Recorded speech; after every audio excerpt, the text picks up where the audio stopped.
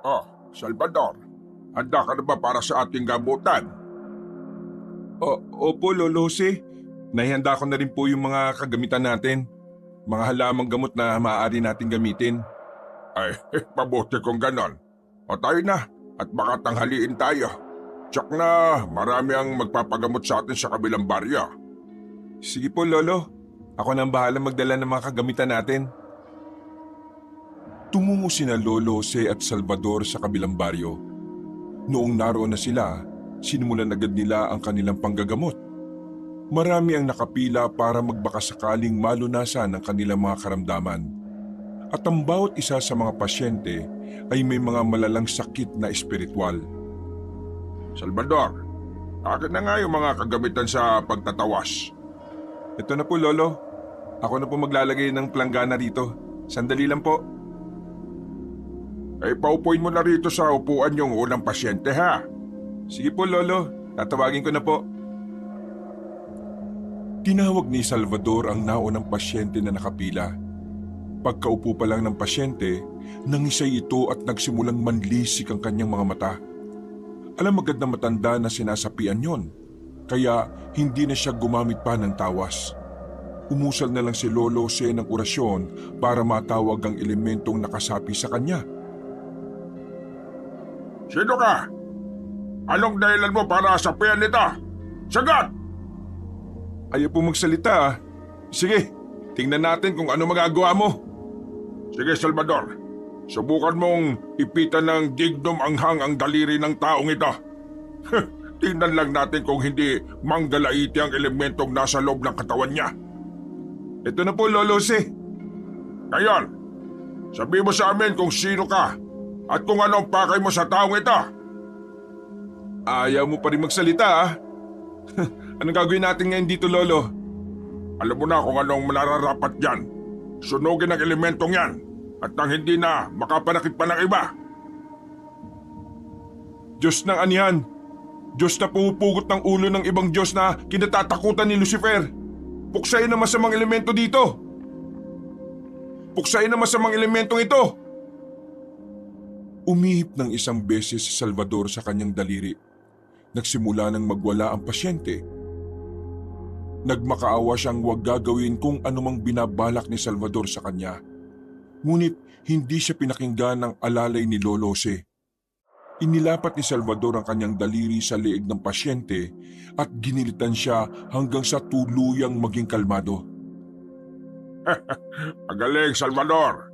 Ngayon, iligtas na natin ang pasyente at hindi na rin siya kailanman gagambalay ng elementong ito. At hindi na rin siya kailanman gagambalay ng elementong yon. Nararapat lang sa masamang nilalang ang kamatayan, Lolo Jose. Hindi po natin sila kailangang kaawaan. Tama ka. Ay sige na. Painumin mo na siya ng tubig at alalayang makabalik sa upuan niya. Opo, Lolo Jose. Sino ang susunod? Inihatid ni Salvador ang pasyente sa kanyang upuan. Inalalayan na rin ng binata ang isa pang pasyente para makaupo sa upuang katapat ng albularyo. Akmang sisimulan na sana ni Lolo siyang panggagamot sa ikalawang pasyente nila nang may isang pasyenteng nawala. Kahit na bata lang siya, malakas siya at hindi kayang pigilan ng dalawang tao.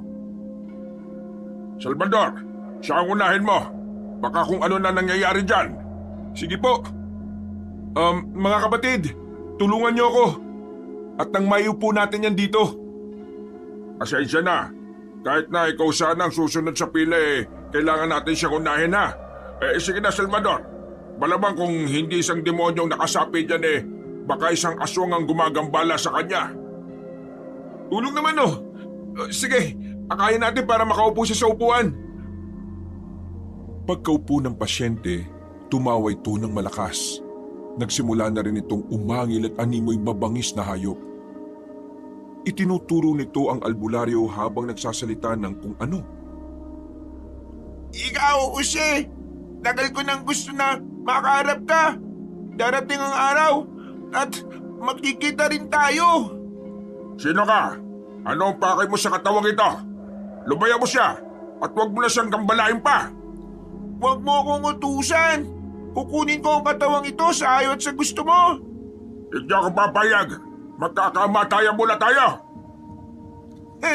Hindi mo ako kaya, Jose. Kapag nakompleto ko ng ritual, pupulbusin kita. Anong ritual ang sinasabi mo? Sa oras na hindi mo pakawalan ng batang ito, susunugin kita at hihilahin patungo sa impyerno. Sige, gawin mo. Tingnan natin kung hanggang saan nakakayaan mo. Ganon. Matitikman mo ang bagsik namin. Salvador, ikaw na muna gumawa. Masusunod po. Diyos ng ano yan? Diyos ng... Uy! Huwag kang umalis! Bumalik ka dito! Nagulat sina Lolo Jose at Salvador dahil sa ginawa ng bata. Mabilis itong tumakbo paalis at hindi na lumingon pa. Maging ang ibang pasyente ay nagtaka sa kung ano man ang nangyari.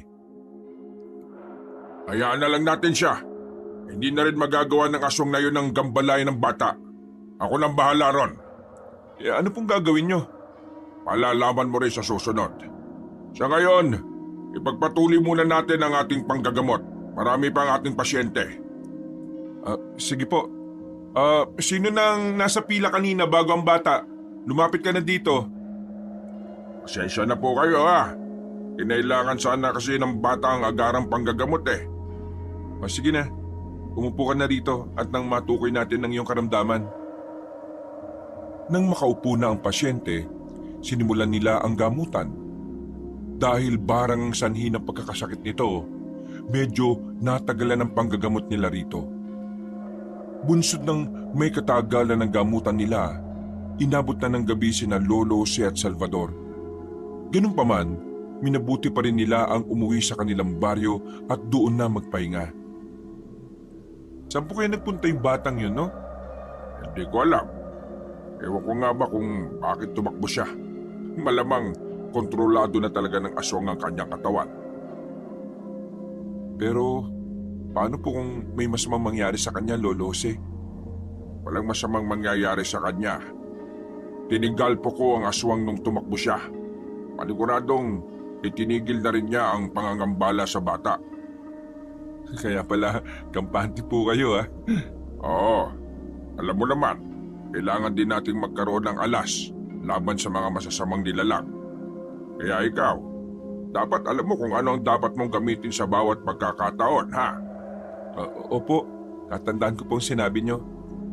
Ay mabuti naman.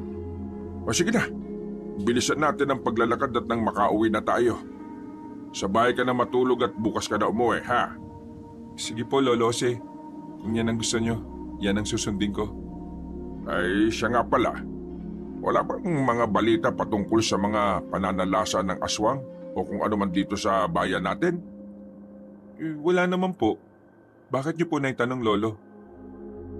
Ilang gabi na kasi akong nananaginip eh. Dumadalak daw ang dugo sa lupa at kapag igagala ko ang aking paningin sa paligid, may nakikita akong mga bata na wala ng buhay. Ano naman po kaya ang ibig sabihin nun, Lolo? Hindi ko nga rin alam eh. Pero malakas ang kutob ko na may kinalaman nito sa aswang na nakasapi sa bata kanina. Narinig mo naman ang kanyang sinabi, hindi ba? Opo. Pero baka naman po nagkataon lang na may batang ginagambala at sinasapian ng espiritu ng aswang, hindi ba?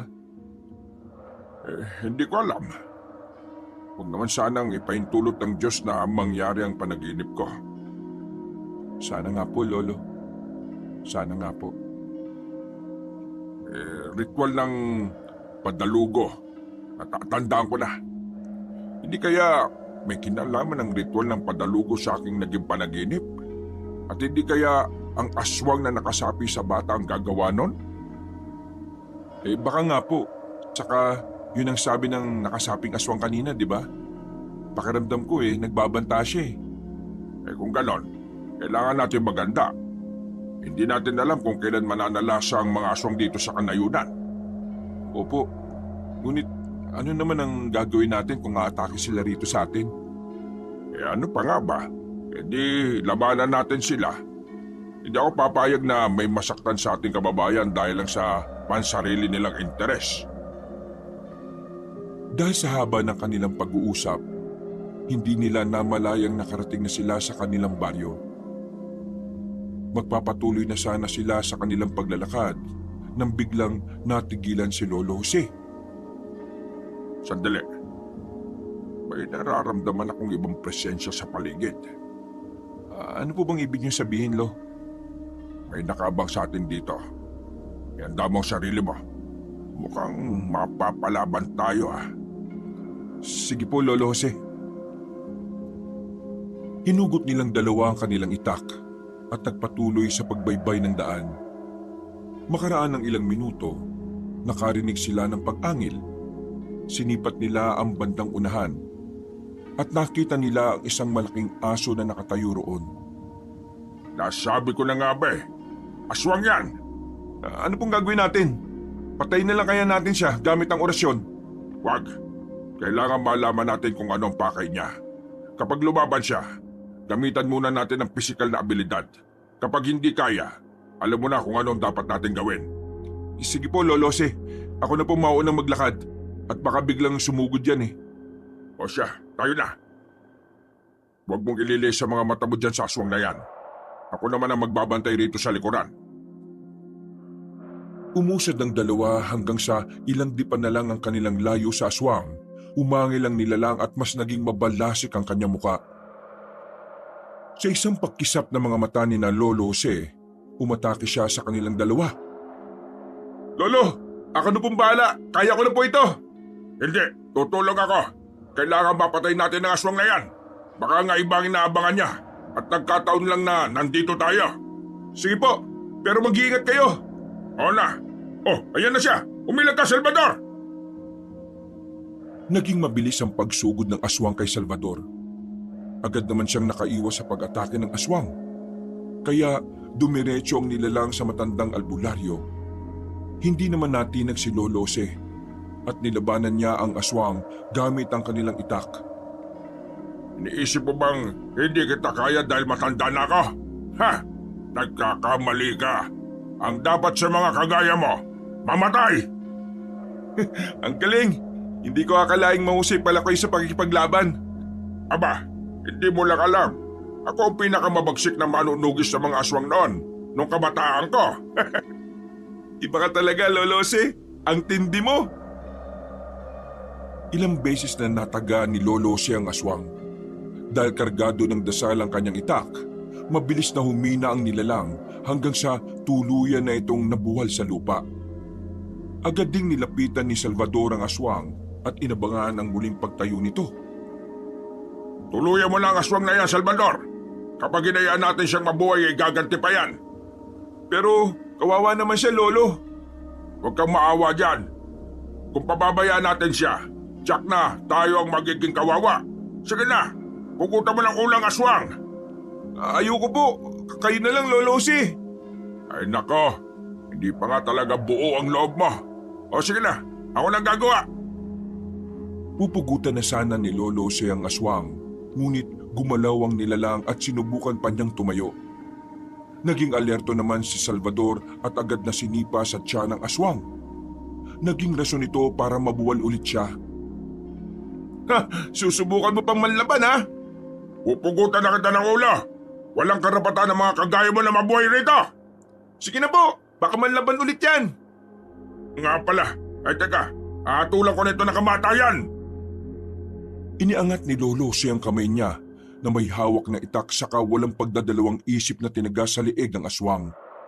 Inundayan niya ito ng pagtaga hanggang sa tuluyang humiwalay ang ulo ng nilalang sa kanyang katawan. Iba ka talaga, Lolo Jose. Alain mo yon? Dati ka rin palang berdugo ng mga aswang. Abay, oo naman. Kaya walang palag sa akin ng mga yan eh. Madali silang talunin. Ang kailangan mo lang, lakas ng loob. Pasensya na po, Lolo ah. May daga pa kasi ako sa dibdib kapag sa usaping patayan eh. Ayos lang kung paggilit ng espiritu pero kung katawan na mismo ng buhay na nilalang, hindi ko pa kaya eh. Wag mo nang intindihin pa yan, Salvador. Masasanay ka rin. Kanyan talaga sa umpisa. Sana nga po, Lolo Jose. Gusto ko rin po kasing maging katulad ninyo. Gusto kong maging manunugis din ng aswang at tumulong sa mga tao. Darating ka rin dyan, Salvador. Huwag mong pangunahan ng tadhana. Ang lahat ng pangyayari at mangyayari sa atin nakaguhit na sa mga bituin. Parehong napatingala sina Lolo Jose at Salvador. Napatingin sila sa mga bituin. Dahil sa kanilang ginawa, napagtanto nilang kailangan na pala nilang makauwi. Bunsod nito, nagsimula silang maglakad at iniwan na roon ang bangkay ng aswang. Lolo Jose, paano kung matuklasan ng ibang aswang ang ginawa natin? Baka hanapin nila tayo't patayin. Huwag ka matakot. Maganda na lang tayo. Hindi naman nila tayo kaya di ba? Sa bagay, alam ko naman na hindi niyo ako pababayaan. Ayoko naman. Sa lahat ng aking estudyante, ikaw ang pinakapaborito ko. Paano po? Ako lang naman po ang estudyante niyo hindi po ba? Oo nga pala. Ay nako, iba na talaga kapag tumatanda. Nagiging malilimutin na. Basta, gusto kong dumating ang araw, magiging isa kang mahusay na albularyo. At mapapantayan ko na ang kakayahan ninyo. Mali. Mahihigitan mo pa ako. Panatiliin mo na lamang na nakaapak ang iyong mga paa sa lupa, ha? Pagpapakumbaba ang isa sa pinaka-importante sa lahat. Opo, Lolo Jose. Maraming salamat po sa lahat. Ay, walang anuman, Salvador. Noong makarating na sila sa bahay ni Lolo Jose, naglatag na agad sila ng banig. Bago sila tuluyang magpahinga, umusal muna sila ng pambakod sa kanilang sarili para hindi sila magawang atakihin ng mga masasamang nilalang kapag sila'y tulog na. Kinaumagahan, maaga silang nabulabog dahil sa mga ingay sa labas ng bahay ni Lolo Jose. Sino kayang gumagawa ng ingay na yan, Salvador? Tingnan mo nga. Sandali lang po at sisilipin ko sa bintana. Sige, bumalik ka kagad dito ha. Mukhang maraming tao Teka po at aalamin ko. Ano, may mga tao nga dyan? Parang mga may problema sila. Ano ba yung nangyari? Halika, harapin natin sila. Sige po, mauna na kayo at sa likuran lang ninyo ako. Bumaba sa bahay si Lolo Jose at Salvador. Noong naroon na sila, lumapit agad sa kanila ang mga tao. Napag-alaman ng dalawa na ang pumunta roon ay ang kamag-anak ng batang binulabog ng aswang. Hindi kasi nakauwi ang bata magmula noong tumakbo ito palayo. Huwag kayo mag-alala. Hanapin natin siya.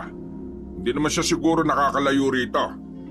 Oo nga po, pangako po, ako mismo maghanap sa bata. At kapag nakita ko, ipagbibigay alam ko po kagad sa inyo. Sige na, umuwi na kayo at subukan ninyo ring hanapin sa paligid. Baka nandyan lang yan sa tabi-tabi. Oo nga po mga kasama, puntahan na rin ninyo yung mga kaibigan niya. Baka kasi nawili lang yun sa pakikipaglaro. Sumang-ayon ng mga tao sa itinura nilang dalawa. Nagpasalamat sila kina Lolo Jose at nagpasyang umalis para bumalik sa kanilang baryo.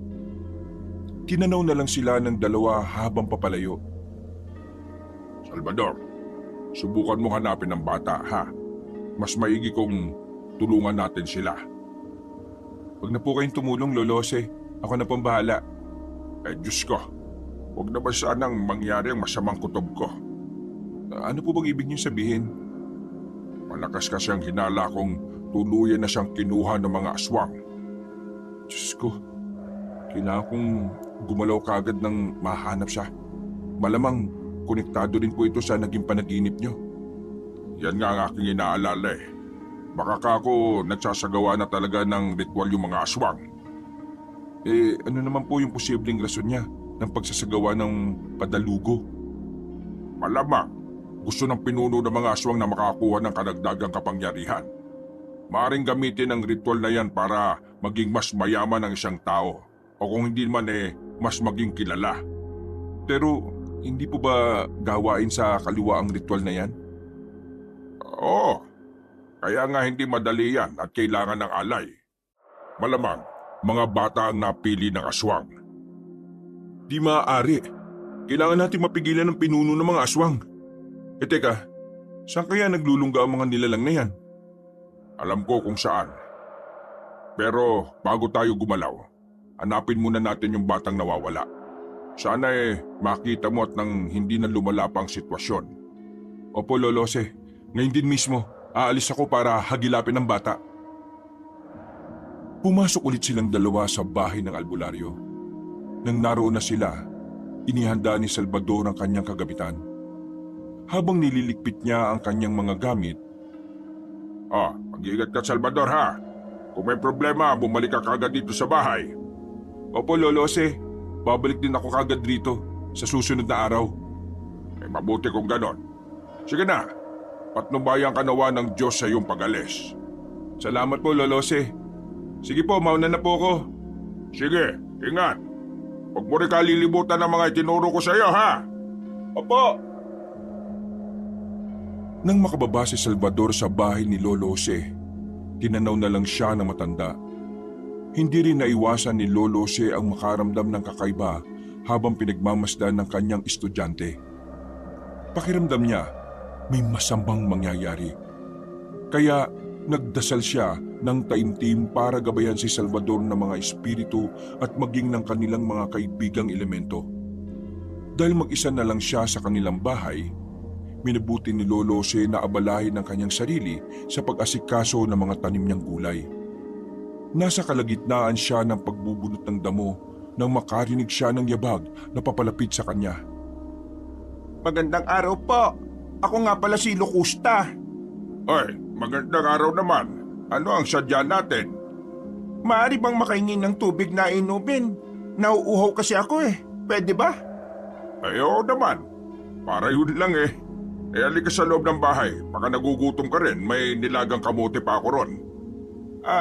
Dito na lamang ako. Maghihintay na lang ako dito. Pasensya na't uhaw kasi ako eh. Ay, siya sige. Dumito ka lang at kukuha ako ng tubig saka nilagang kamote. Maraming salamat. Nang makapasok si Lolo Jose sa kusina, agad siyang kumuha ng tubig sa kanilagang kamote. Sinubukan pa niyang silipin ang ali sa labas at nang makita niyang lumilinga-linga sa paligid, kinutuban siya sa hindi malamang dahilan. Ganun pa man, nagpasya siyang maglakad palabas para ibigay sa ali ang tubig at nilagang kamote. Salamat. Kahit papano mapapawi rin ang gutom at uhaw na nararamdaman ko. Ay, siya nga pala. Nakita na ba tayo? Saan ka pala nakatira? Hindi pa. Bakit niyo naman naitanong sa akin yan? Wala. Para kasing nakita na kita eh. Sige na. Ubusin mo muna yung kamote at inumin mo na yung tubig. Ang sarap nito ah. Teka, mag-isa ka lang ba rito? Oo. Wala ba kayong asawa at mga anak? Wala. Matagal na silang patay at magmula nun, hindi na ako nag-asawang muli. Ay, pasensya na. Ayos lang. Teka, baka gusto mo pa ng kamote ha?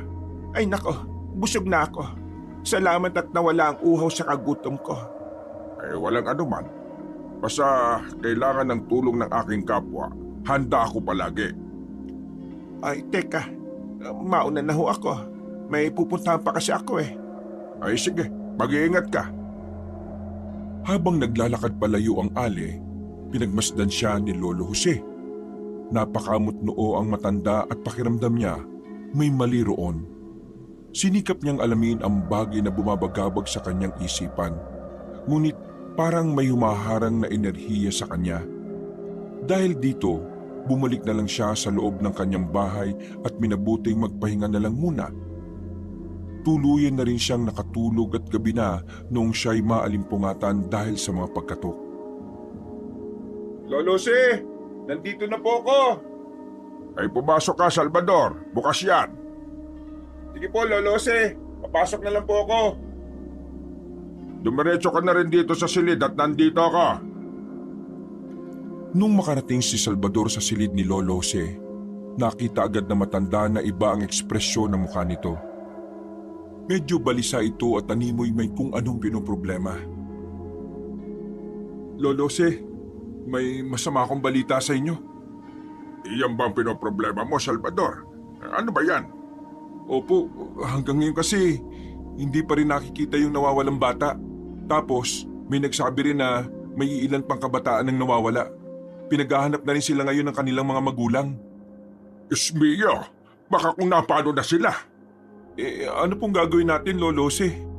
Sandali, kailangan natin magpasya. Kung susugurin natin na kinukutaan ng mga aswang, baka mabigo lang tayo. Hindi natin alam kung ano ang madadatnan natin doon. At hindi rin tayo sigurado kung naroroon ang mga bata. Ano kaya kung ako na lang pong sumugod sa baryo ng mga aswang? Wag, mahina ka pa kung ikukumpara sa mga aswang. Pagpipiestahan ka lang nila ron. Teka sandali. Alam ko na. Alam niyo po ang alin? Kanina, may alin na pumunta rito para humingi ng tubig. Ewan ko ba kung bakit iba ang pakiramdam ko sa kanya. Ano pong ibig niyo sabihin? Pinapasok niyo po ba sa bahay niyo? Yun nga eh. Hindi siya pumasok at parang hindi mapakali. Alam mo naman kung anong nakalibing sa ilalim ng hagdan ko, hindi ba? Oo naman po. Putol na karayom. Kaya nga, Salvador, malakas ang kutob ko na aswang ang aling yon. Sigurado po ba kayo, Lolo? Oo. At siya rin mismo ang nakita ko sa panaginip ko. Ibig sabihin, siya yung pinuno ng mga aswang? Hindi ako sigurado ng 100%. Pero yan ang dinidikta ng aking kutob. Paano kung totoo nga pong kutob ninyo? Wala tayong magagawa. Kailangan natin siyang kalabanin para mabawi ang mga bata. Pero sa pagkakataong yon, baka mabigo na tayo. Baka naisagawa na niyang ritual. Hintayin pa ba nating maisagawa niya bago tayo sumugod? Ano po kaya kung ngayon na mismo, punta natin yung baryo ng mga aswang? Sigurado ka ba sa pinaplano mo? Alam kong hindi pa sapat ang kakayahan mo. Baka mapano ka lang doon. Malakas po ang tiwala ko sa sarili ko at maging sa inyo na rin dahil kayo ang aking maestro. Siya sige. Tutungo tayo sa baryo ng mga aswang. Pero huwag ngayong gabi. Maghahanda muna tayo. Dahil baka hindi mga simpleng aswang ang ating makakalaban doon. Sige po, kayo pong bahala. Mas may karanasan kayo sa pakikipaglaban sa mga aswang eh. Basta, kapag naroroon na tayo, kailangan natin magdoble ingat. Hindi natin alam kung ano ang kayang gawin ng mga aswang na yon. Sige po, ihanda ko na lang ang mga dadalhin natin para hindi na tayo mahirapan pa. Kagaya ng kanilang napag-usapan, nagpasya silang dalawa na maghanda. Tinuruan ni Lolo si Salvador ng mga orasyon na pwedeng magamit laban sa mga aswang.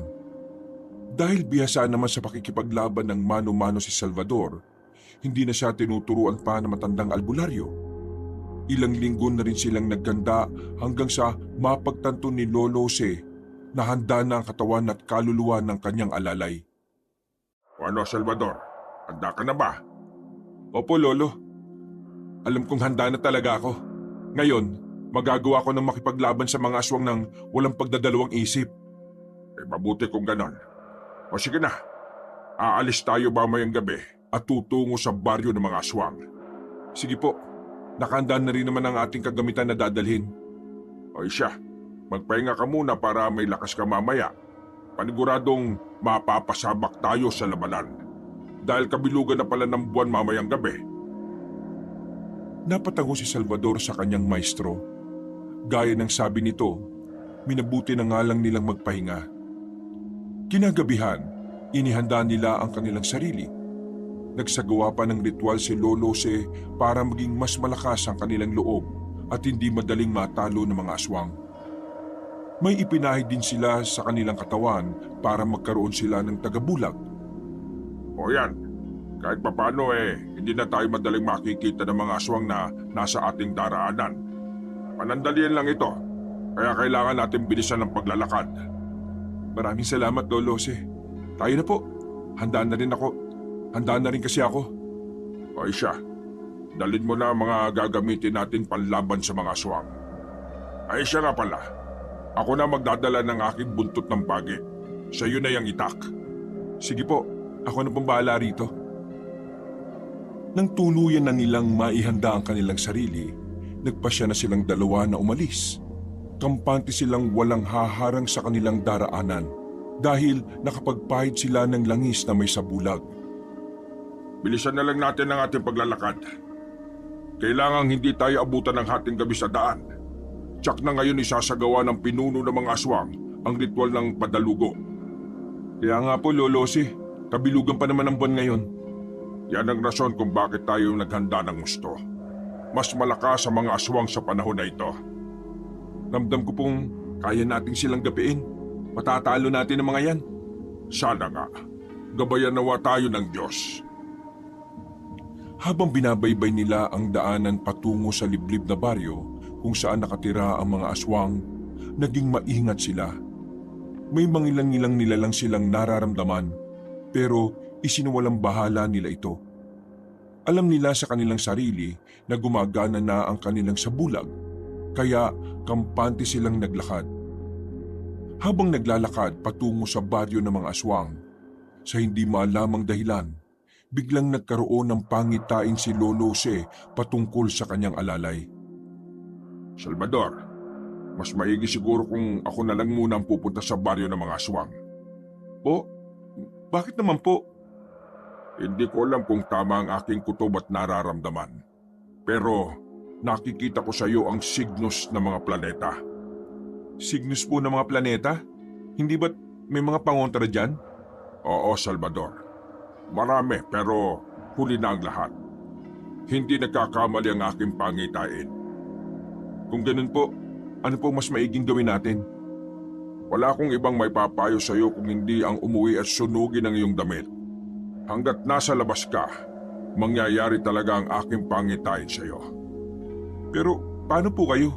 Baka hindi nyo kayanin ng mga aswang. Huwag mo kong alalahanin. Ang importante sa ngayon ay ang kaligtasan mo. Hindi ko kayo iiwan, Lolo. Papatunayan ko pong karapat-dapat ako magmana ng mga aral ninyo. Sige, yan ang pasya mo. Ikaw ang masusunod. Pero binalaan na kita, ha? Opo, Lolo. Kaya ko naman pong pangalagaan ang sarili ko eh. Alam kong hindi ako pababayaan ng Diyos. Ay basta, mag-iingat ka. Huwag mong hayaang maisahan ka ng mga aswang. Sige po, Lolo. Mas lalo pa nilang binilisan ang kanilang paglalakad. Noong lumaon, nakarating sila sa baryong kinukutaan ng mga aswang. Iginala nila ang kanilang paningin doon, pero wala silang nakitang mga kabahayan. Lolo Jose, walang mga kabahayan dito ha. Sigurado po ba kayong ito ang baryo ng mga aswang? O naman. Pero bakit nga ba? Baka kung sa bandang gitna o dulo pa ng baryong ito, yung mga kabahayan. Sige po, maglakad na lang po tayo patungo sa bahaging yon. Baka naroon nga po yung hinahanap natin. Sige, pero kailangang alerto tayo sa paligid. Baka sa hindi natin malaman wala nang bisa ang ating sabulag. Ayun, may mga kabayan sa bahaging yun. Mukhang yan na yung ating hinahanap. Sige, mag-ingat ka. Kailangan hindi tayo makita ng mga aswang. Mabubulilyaso ang ating plano kung nagkataon. Lumapit sila sa kabahayang yon at napagtanto nilang dalawa na may ginaganap ng piging doon. Abala ang lahat ng naroroon at ang bawat isa merong nakatokang gawain. Abala sila. Mas madali sa atin ang makapasok ngayon. Sige po, kailangan magawa nating iligtas sa mga bata kung talagang bihag sila ng mga aswang. Oo, ang mahalaga, una nating mailigtas sa mga bata at mapalis sa baryong ito. Baka pati sila madamay sa pangyayari. Ano po kaya kung maghiwalay muna tayo? Wag. Baka mangyari sa iyo yung naging pangitain ko. Hindi kasi madaling mawala ang signos ng mga planeta, Salvador. Pero kailangan po makita agad natin ng mga bata bago pa man mag-alas 12 ng gabi. Matagal pa naman ang hating gabi. Kailangan din natin isaisip ang kaligtasan mo. Sige na po, payagan niyo na po ako. Para rin naman to sa mga bata eh. Baka kung ano pa yung mangyari sa kanila kapag maabutan sila ng alas 12. Sige na, basta mag-iingat ka ha. Palagi mong ihanda ang itak mo at baka may umatake sa iyo. Opo, Lolo. Huwag mong kakalimutang may signos ka pa ng mga planeta. Bumalik ka kagad dito kung mararamdaman mong merong aberya, ha? Sige po, doon ako pupunta sa bahaging yan. O sige na, sa bahaging yun naman ako maghahagilap. Kailangan mahanap kagad natin ang mga bata. Tinanaw ni Lolo Jose ang kanyang alalay habang palayo ito. Nasa kalagitnaan siya ng pagmamasid kay Salvador nang makita niyang wala itong ulo. kinutuban siya ng hindi maganda. Kaya sa halip na tahakin ang direksyong kanyang sinabi, minabuti na matandang albularyo na sundan si Salvador. Habang naglalakad, lumalakas din ang kabog ng kanyang dibdib. Nagpasya na lang si Lolo Jose na maglakad ng mas mabilis hanggang sa tuluyan na niyang maabutan si Salvador. Salvador, hintayin mo ako. Huwag ka munang tumuloy. Po? Bakit po, Lolo? Nakita kitang walang ulo. Mas maigi kung umuwi ka na lang at sunugin ang damit mo. Nandito nga ako para tulungan kayo, hindi ba? Bakit niyo ako pinapauwi? Ha? Anong sabi mo? Pakiulit nga. Nandito nga ako para tulungan kayo, hindi ba? Bakit niyo ako pinapauwi? Ha? Anong sabi mo? Pakiulit nga. Ang sabi ko, nandito ako para tulungan kayo, tanda. Napalunok ng kanyang laway si Lolo Jose. Napansin niyang may mali kay Salvador, kaya hindi na niya nagawang kalabitin ito. Magsasalita pa sana ulit siya nang unti-unting humarap sa kanya ang kanyang alalay. Napahakbang ito ng ilang beses nang malaman niyang hindi si Salvador ang nasa harapan niya. Nagbabaga ang mga mata nito at naglalaway. Aba, ikaw si Salvador. Hindi nga, inakala mo ba talaga na siya ang sinusundan mo? Hayop kang aswang ka. Nasaan na siya? Hindi ko alam. Nandito lang ako para patayin ka at pigilan sa ninanais mo. Inihanda ni Lolo Jose ang hawak niyang buntot ng pagi. Nakita kasi niyang mas naging mabalasik ang mukha ng kanyang kaharap. Sa isang pagkisap ng mga mata ni Lolo Jose, sinugod siya ng aswang. Agad namang umusal ang matandang albularyo saka umihip sa hawak niyang buntot ng pagi. Bago pa man tuluyang makalapit ang aswang, buong lakas siyang nilatigo ni Lolo Jose. Napaungo lang nilalang at nang aatake pa sana ulit ito, umusal ng isa pang orasyon ng matanda sabay hambalos dito. Nabuwal lang nilalang at bago pa ito tuluyang mamatay, nag-iba ang kanyang anyo. Napagtanto ni Lolo Jose na hindi nga siya si Salvador, kaya hinanap niya ang kanyang alalay. Namulagat na lang ang kanyang mga mata nang makita niya si Salvador. Nang ilang dipan na lang ang layo nito, may sumugod na 4 na aswang kay Salvador. Umaligid ang mga ito sa kanya, kaya sinubukang agawin ni Lolo Jose ang kanilang pansin.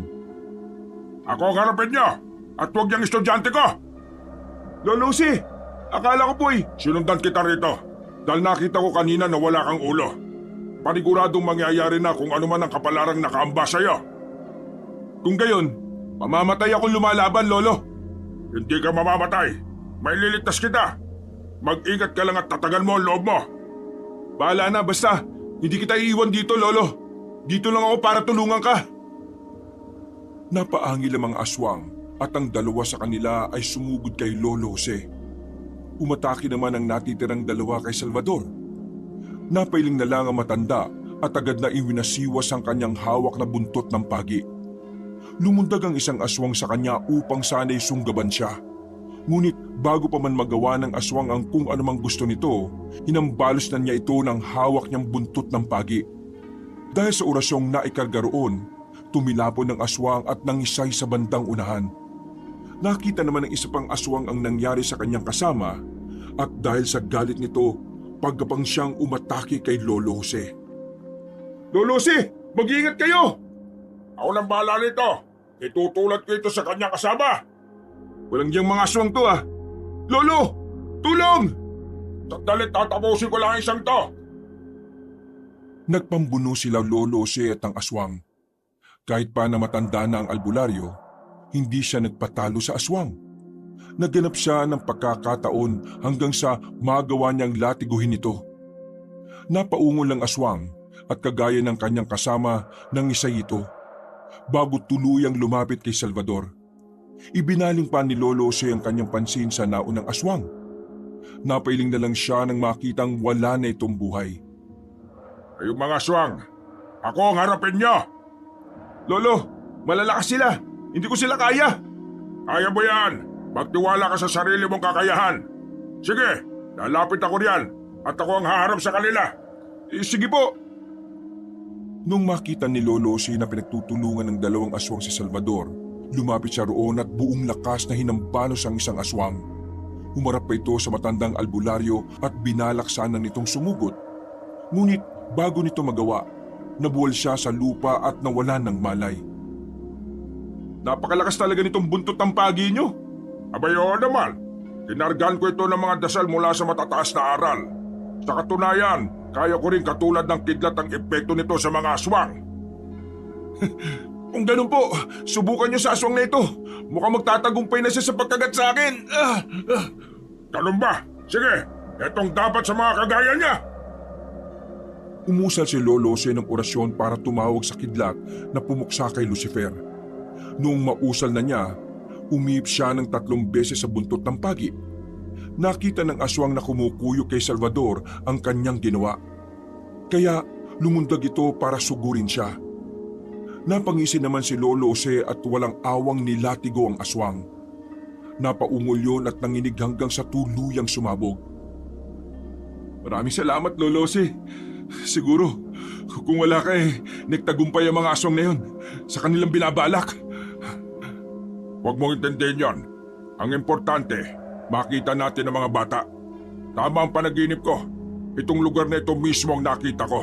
At ramdam ko na rin may mga batang dinukot dito. Ang ipinagtataka ko lang ay kung bakit wala naman akong naririnig na ingay nila. Hindi kaya pinatay na sila ng mga aswang? Dugo lang naman ang kailangan ng pinuno ng mga aswang, di ba? Oo. Teka. Subukan kaya nating tumungo ron. May nararamdaman akong enerhiya sa bahaging yun eh. Baka mahanap natin sila. Sige po, Lolo. Pero kung nagkataong mali tayo, ano ang gagawin natin? Aalis na ba tayo? Hindi. Uubusin natin ang mga aswang dito. Kailangan bukas, wala nang magiging rason ng mga tao para matakot tuwing gabi. Nagpatuloy sila sa kanilang paglalakad. Habang nagmamatsyag sa kanilang paligid, inihanda na lang nila ang kanilang mga armas na panlaban sa mga aswang. Nasa kalagitnaan na sila ng kanilang paglalakad nang makarinig sila ng iyak ng mga bata. Sinasabi ko na nga ba nandirito ang mga bata. Mukhang doon po nanggagaling ang ingay. Doon po tayo pumunta. Sige, maging alert ko lamang. Paniguradong alam na nilang nandito tayo. Masusunod po. Kailangang hindi tayo mahuli ng mga yan. Sa bandang unahan, may naaninag akong gumagalaw. Paniguradong mga aswang ang mga yan. Sandali, mauna ako maglakad at titingnan ko kung talagang mga aswang sila. Mas binilisan ni Salvador ang kanyang paglalakad. Si Lolo Jose naman nanatiling nakasunod sa likuran nito. Nasa kalagitnaan na sila ng kanilang paglalakad nang sa hindi inaasahan may lumapag sa kanilang likuran. Agad na napalingon ng matandang albularyo at nabahala siya noong makita ang 8 aswang na nakatayo roon at nakamasid sa kanila. Salvador, hanapin mo kung saan naroroon ang mga bata. Ako nang bahalang humarap sa mga aswang na yan. Sigurado po kayo? Oo, bilisan mo lang at mag-iingat ka. Mukhang nagkalat na ang mga aswang dito sa paligid. Pero akala ko meron silang piging. Hindi ko nga rin alam kung bakit naririto ang iilan sa kanila. Malamang, naghahanda na rin ang iba sa kanila para sa pagdating ng 12:00. Kailangang hindi matuloy ang anumang nais gawin ng pinuno ng mga aswang. Susubukan ko pong pigilan yun kapag nakita ko siya. Sige, basta palagi mong uunahin ang kaligtasan mo, ha? Kapag natapos ang lahat ng ito, hahanapin natin ang paraan kung paano makontra ang signos ng planeta sa iyo. Sige po, maraming salamat po. Nagmadaling naglakad si Salvador. Nang makalayo na ito kay Lolo Jose, itinuon naman na matanda ang kanyang pansin sa mga aswang. May isa pa sanang hahabol sa kanyang alalay pero nilatigo niya ito ng kanyang buntot ng pagi. Napaungol naman ang naturang nilalang at nabuwal sa lupa sa kanang isay. Nakita ng ibang aswang ang nangyari, kaya napaangil sila. Napangisi naman si Lolo Jose nang makita niyang nanggagalaiti ang mga yun. Sa isang pagkisap ng mga mata niya, sumugod ang mga aswang ng sabay. Dahil dito, muli niyang inusal ang orasyon ng panawag sa kidlat, saka inihip yon sa buntot ng pagi. Ang bawat aswang na lumapit sa kanya'y walang pagdadalawang isip niyang hinahambalos. Dahil kargado na mataas na uri ng orasyon ang hawak niya, tumilapon ang mga nilalang at sumabog ang kanilang katawan. Nasa ganoong sitwasyon siya nang makita niya ang isang aswang na nanatiling nakatayo. Sinipat ito ng albularyo at nawari niya kung sino yun. Hindi ba't ikaw yung aling lumapit sa akin para humingi ng tubig? Oo, hindi ko rin nakalaing dito pa tayo magkikitang muli. Tama ang aking hinala. Isa kang ang albularyo. Hindi ko rin nakalaing isa kang aswang. Ano ngayon kung aswang ako? Nandito ka sa aming lugar. Kaya ang dapat sa iyo ay mamatay. Kayo ang dapat na mamatay. Ang lakas ng loob mong pumunta sa baryo namin. Anong ginawa mo roon? Naghanap na magiging biktima? Wala ka na ron. Kung ano man ang pakay ko, ay wala ka ng pakialam. May pakialam ako dahil ka na yung kong binibiktima ninyo. At kung hindi ako nagkakamali, ikaw ang pinuno ng mga aswang dito. Pinuno? Paano mo naman nasabi? Nahihibang ka na ba? Alam kong ikaw, ilang beses na kitang nakita sa aking panaginip. Kaya humanda ka sa akin. Ikaw ang kailangang humanda. Hindi mo alam kung ano ang kaya kong gawin. Kaya mong gawin? Hindi ba't kaya ka nandudukot ng mga bata para may magamit ka sa ritual mo? Anong ritual ang pinagsasabi mo riyan? Ilang beses kong nakita sa mga panaginip ko ang pagsasagawa mo ng padalugo. Hindi ko alam kung ano ang pinagsasabi mo. Ano, magdidiskusyon na lang ba tayo? Sumugod ka rito at nang malaman mo kung anong hinahanap mo. Ikaw ang sumugod dito kung talaga matapang ka. Pagsisisihan mong nakarating ka rito. O ano na, sumugod ka sa akin. Tingnan natin kung hanggang saan ang kakayahan mo. Anong susugod sa iyo? Nahihibang ka na talaga, matanda ka. Mga kasama, patayin ninyo ang albularyong ito. Nagkakamali siya ng pinasok. Sige, dalhin mo ang lahat ng alagad mo rito. Tingnan natin kung ano magagawa ninyo. Sugo ng dilim, laban sa alagad ng liwanag. Sumenya si Locusta at sa isang pagkisap ng mga mata ni Lolo Jose, may narinig siyang mga yabag. Iginala niya ang kanyang paningin sa paligid at nakita ang maraming nagbabagang mga mata. Sila ang harapin mo kung suswertein ka at makaligtas sa kanila. At saka tayo magtutos na dalawa. Sinisiguro ko sa iyo na magagawa kong ubusin ang mga ito. Isang latigo lang sila sa buntot ng pagi ko. Talaga, tingnan na lang natin. Anong ibig mo sabihin? Hindi sumagot si Locusta. Itinaas nito ang kanyang isang kamay at ilang sandali lang nakarinig si Lolo Jose ng pagaspas ng pakpak. May naaninag siyang lumilipad sa itaas, kaya inihanda na niya ang kanyang sarili. Subalit sa isang pagkisap ng kanyang mga mata, sumugod sa kanya ang aswang na nasa anyong ibon. Lalatiguin na sana niya ito, ngunit bago pa man niya magawa ang kanyang binabalak, dinagit na ng aswang ang kanyang buntot ng pagi. Bumaytaas ang aswang hanggang sa halos hindi na marinig ni Lolo Jose ang pagaspas ng mga pakpak nito. Walang ano-ano, may narinig siyang pagsabog at may nakita siyang mabilis na liwanag na kawangis ng kidlat. Ngayon, magagawa mo pa bang lumaban? Wala ka ng armas. Umaasa ka lang naman siguro sa buntot ng pagi mo. Mautak ka. Pero malas na lang ng kasama mong dumagit sa buntot ng pagi ko. Sumabog siya dahil sa lakas ng enerhiyang nagmumula roon. Wala akong pakialam. Ang mahalaga, wala ka nang magagamit na armas. At malamang, mawawalan na rin ng puwersa ang iyong buntot ng pagi. Diyan ka nagkakamali.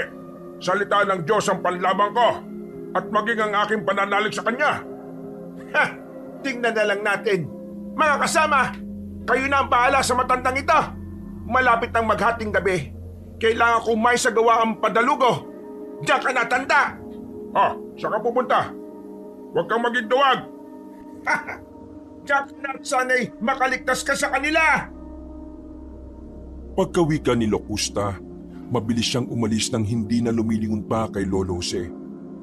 Ninaisa na matandang albularyo na sundan yon, ngunit biglang humakbang ang mga aswang para lumapit sa kanya.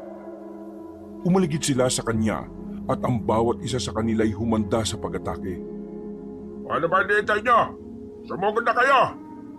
Huwag mong madali na kamatayan mo, tanda! Wala na akong panlaban sa inyo. Mano-mano ko kayong lalabanan. Nagkakamali ka ng pinuntahang lugar. Bukas, buto na lang ang matitira sa'yo. Kayo ang nagkakamali na inagrabyado. Hindi sana ninyo pinakailaman ng mga bata sa lugar namin. Wala ka nang magagawa. Hindi mo na mapipigilan ang pagkakaroon namin ng lakas. Kapag nagtagumpay ang ritual na pinunong Locusta, mas magiging malakas ang aming angkan. Hindi ako natatakot sa inyo. Kasangga ko ang Diyos sa labang ito. Diyos! Hindi totoo ang Diyos. Kung may totoo man, kaming mga aswang yon. Nasarapan mo na kami, ha? Pagsisisihan mo ang binitiwan mong salita. Kapag nagtagumpay ang padalugo at kinasihan ng mga demonyo si Pinunong Locusta, pupulbusin niya ang lahat ng magiging banta sa hangarin niya. Puro kasatsat. Sumugod na kayo sa akin at nang malaman na natin. Sige, kasama ka. Paulakan natin ang hiling ng matandang ito. Napatawa pa ang ilang aswang. Noon din umatake ang mga aswang. Napakuyom naman ng kanyang kamay si Lolo Jose at inabangan kung sino sa mga nilalang ang mauunang lumapit sa kanya. Huwag kayo magignuwag. Walang laban sa atin na matandang yan. Tignan na lang natin. Hala, Ali, Pagom, Igudares, Igosum, Santiago, Igosum!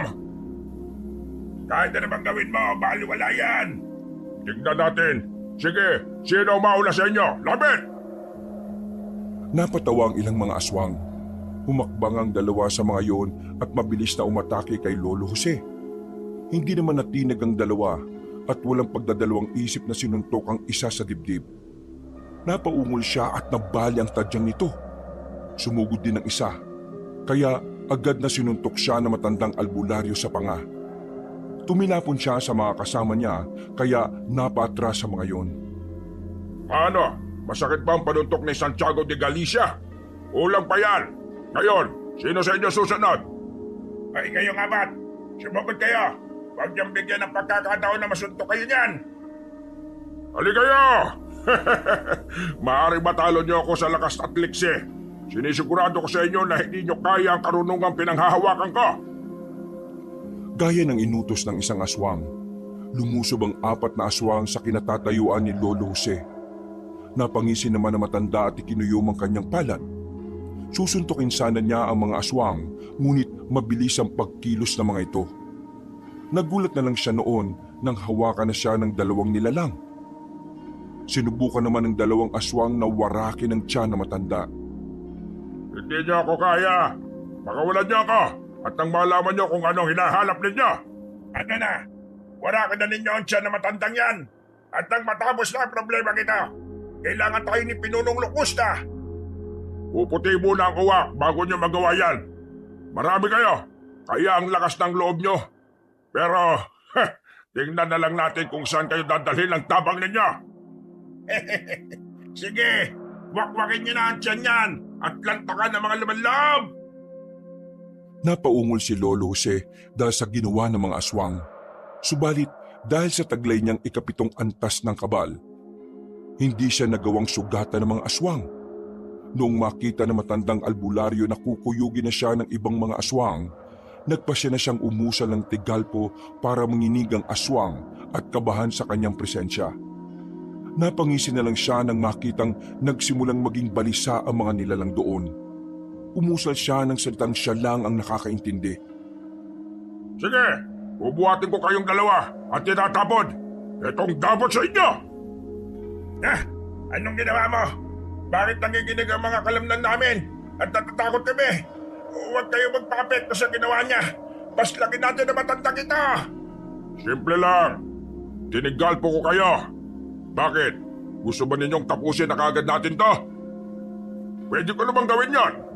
Sige, subukan mo at nang malaman mo kung ano ang posibleng mangyari sa'yo. Sige, subukan mo. Masdan mo ito. Inangat ni Lolo Jose ang kanyang 2 braso. Mas namulagat ang mga mata ng aswang dahil sa ginawa niya. Hindi nila aakalaing ganoong kalakas ang isang matandang albularyo. Tuluyan siyang kinuyog ng mga aswang.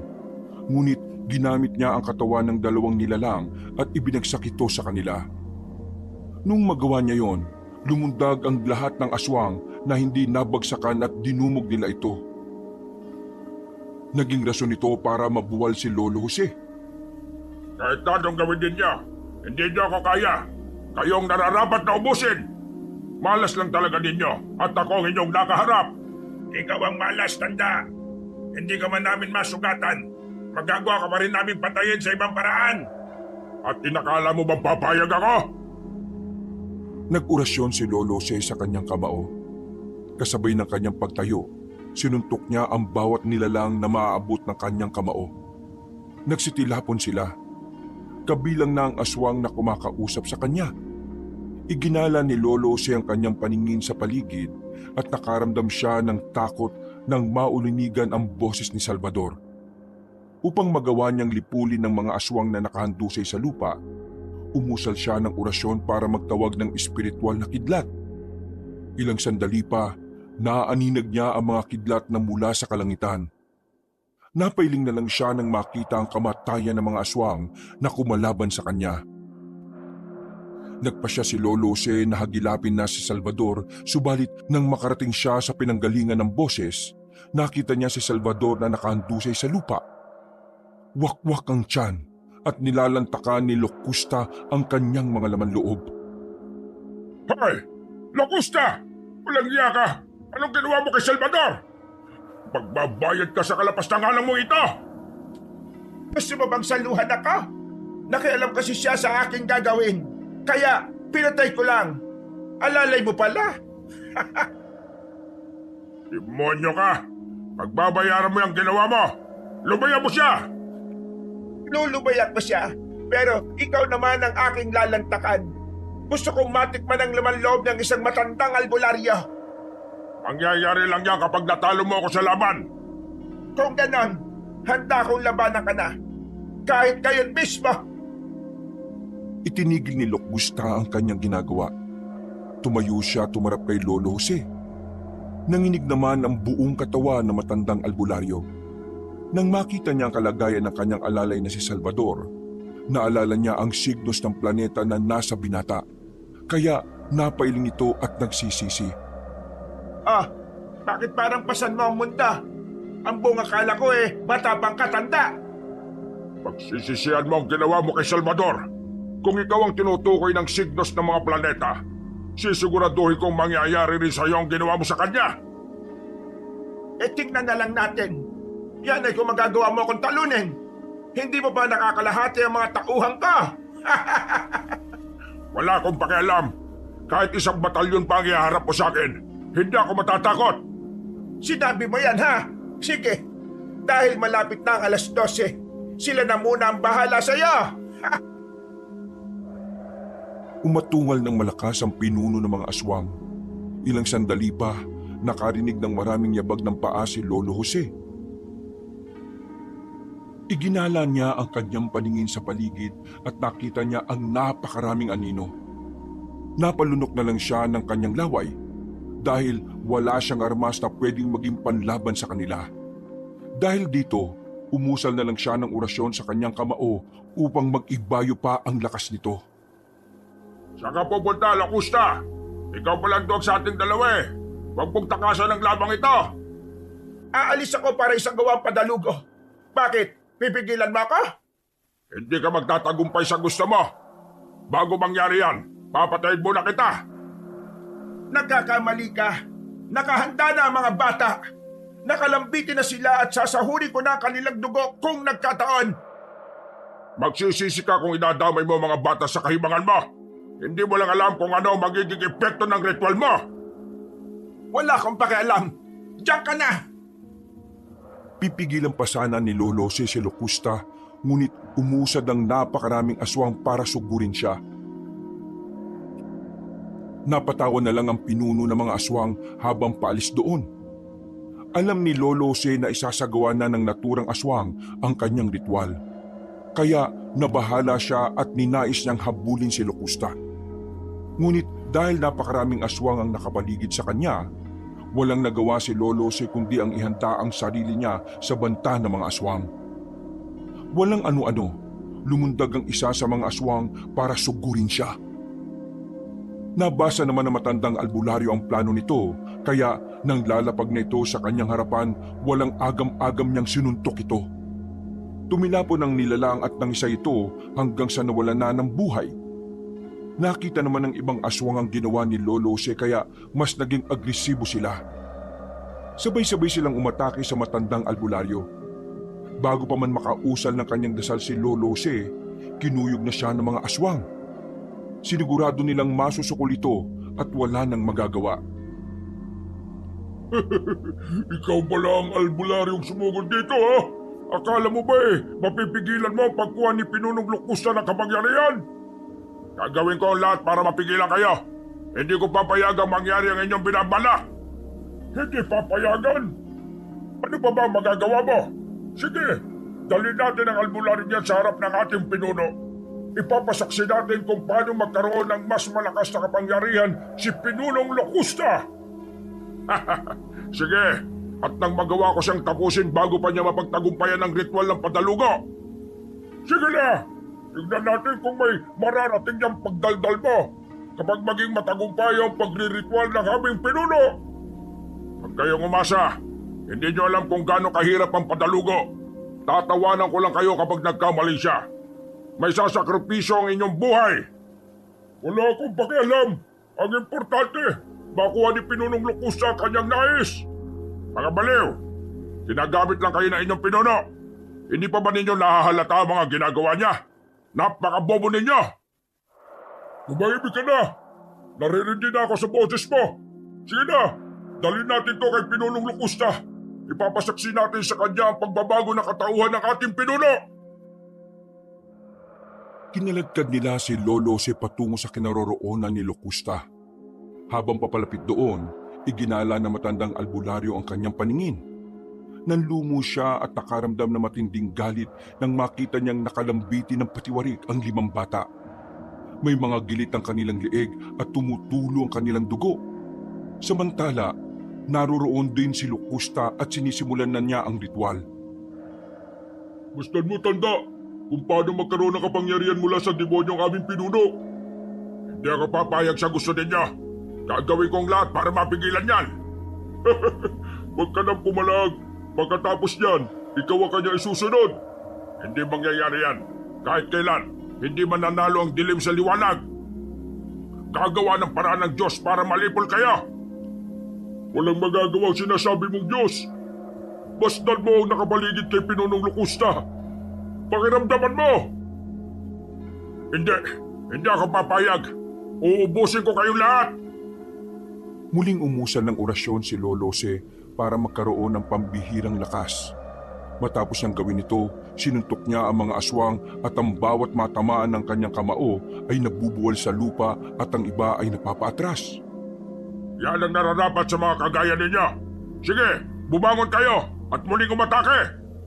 Mga kasama, bumangon kayo. Huwag kayong panghinaan ng loob. Kaya natin na matandang ito. Sige, hali kayo at sisiguraduhin ko madudurog ang buto ninyo. Huwag kayong magpadala sa pananakot niyan. Atakihin niyo na siya. Sumang-ayon ng mga aswang. Isa-isa silang bumangon at tumatake kay Lolo Jose. Ang kada nilalang na lumalapit sa matandang albularyo, sinusuntok nito. Kaya tumitilapon sila. Subalit para maprotektahan si Locusta at hindi maantala ang kung anumang ginagawa nito, hindi sila pinanghinaan ng loob. Ilang beses na bumangon ng mga aswang at sumugod kay Lolo Jose. Hindi naman natinag ang matanda at ang kada nilalang na lumalapit sa kanya ay walang habas niyang pinagsususuntok. Nasa kalagitnaan siya ng kanyang ginagawa ng... Nandito ka pala, tanda. Ano? Nakikita mo ba ang may team na kapangyarihang lumulukob sa katauhan ka? At alam kong darating din ang oras na babawiin sa iyo yan. Kapag nangyari yan, mabubulok ang iyong katawan at masasakdal sa impyerno ang kaluluwa mo. Ngayon, wala ka nang magagawa. Mamamatay ka rito sa aming kuta at magiging alaala ka na lang. Kung mamamatay man ako, isasama ko kayong lahat. Yan ang sinisiguro ko sa inyo. Huwag kang mag-ilusyon. Hindi mo nga kayang patayin ang mga kasama ko, hindi ba? Hindi mo lang alam kung ilang aswang na ang aking napaslang. At ikaw ang isusunod ko. Sa estado ko ngayon, alam kong hindi mo na magagawa yan. Sumenya si Locusta sa kanyang mga kasamang aswang. Noon din, Kahit na masakit ang katawan ng mga nilalang, bumangon sila at umatake kay Lolo Jose. Napailing naman ang matandang albularyo at umusal siya ng mataas na uri ng orasyon para mas maging mabigat ang kanyang kamao at magmistula itong sipa ng kabayo. Tikman niyo ang suntok na parang lakas ng paa ng isang kabayo! Huwag kayo matakot. Kaya ko siyang patayin. Sugurin lang ninyo siya at kalabanin hanggang sa manghina. Narinig niyo ang sabi ng pinunong Locusta. Sugurin niyo, matanda! Halika kayo, tikman niyo ang bagsik ng kamao ka! Sige lang. Hindi rin magtatagal at mabubuhol ka rin sa lupa. Magiging pataba ka na rito, tanda. Titiyakin kong hindi mangyayari ang sinasabi mo! Isa-isang sumugod ang mga aswang kay Lolo Jose. Napangiti naman ang matanda at ni katiting na pangamba ay wala siyang nararamdaman. Alam niyang makakaya niya ang lahat ng mga aswang na yun dahil sa kanyang karunungan at kahit pa na wala siyang hawak na armas. Sa kada paglapit ng mga aswang, sinusuntok niya ang mga ito. Sa tuwing tumatama ang kamao ni Lolo Jose sa kanila, tumitilapon sila at nawawalan ng malay. Nang lumaon, naging kakaunti na lang ang aswang na naroroon. Nagkalat ang katawan ng mga ito at halos lahat sa kanila ay walang ulirat. Ang lakas mo pala, matandang albularyo. Hindi ko akalain na sa tanda mong yan kaya mo pang lumaban ng mano-mano. Hindi mo lang alam kung ano pa ang kaya kong gawin. Kaya kitang pugutan ng ulo gamit lang ng aking salita. Hindi ako naniniwala sa iyo. Kung kaya mo yan, hindi mo na sana ako hinayaang mapagtagumpayan ng padalugo. Sana nung una pa lang, pinugutan mo na ako ng ulo. Ngayong nilukob ka na ng husto ng itim na kapangyarihan. Subukan natin kung sino ang mas malakas sa ating dalawa. Gusto mo bang madaliin ang buhay mo? Hindi. Gusto kong puksain ka kagad, Locusta. Hindi ko papayagang may ibang bata ka pang mabiktima. Wala ka nang magagawa. Kung nakikita mo lang ang aura ko, malalaman mong kaya kong pumatay sa isang pitik lang ng aking daliri. Sige, subukan mo sa akin. Umanda si Locusta para sugurin si Lolo Jose. Ang matanda naman, napakuyom ng kanyang kamay at minatyaga ng susunod na gagawin ng pinuno ng mga aswang. Alam niyang hindi magiging madali ang kanilang laban dahil may kapangyarihang itim na si Locusta.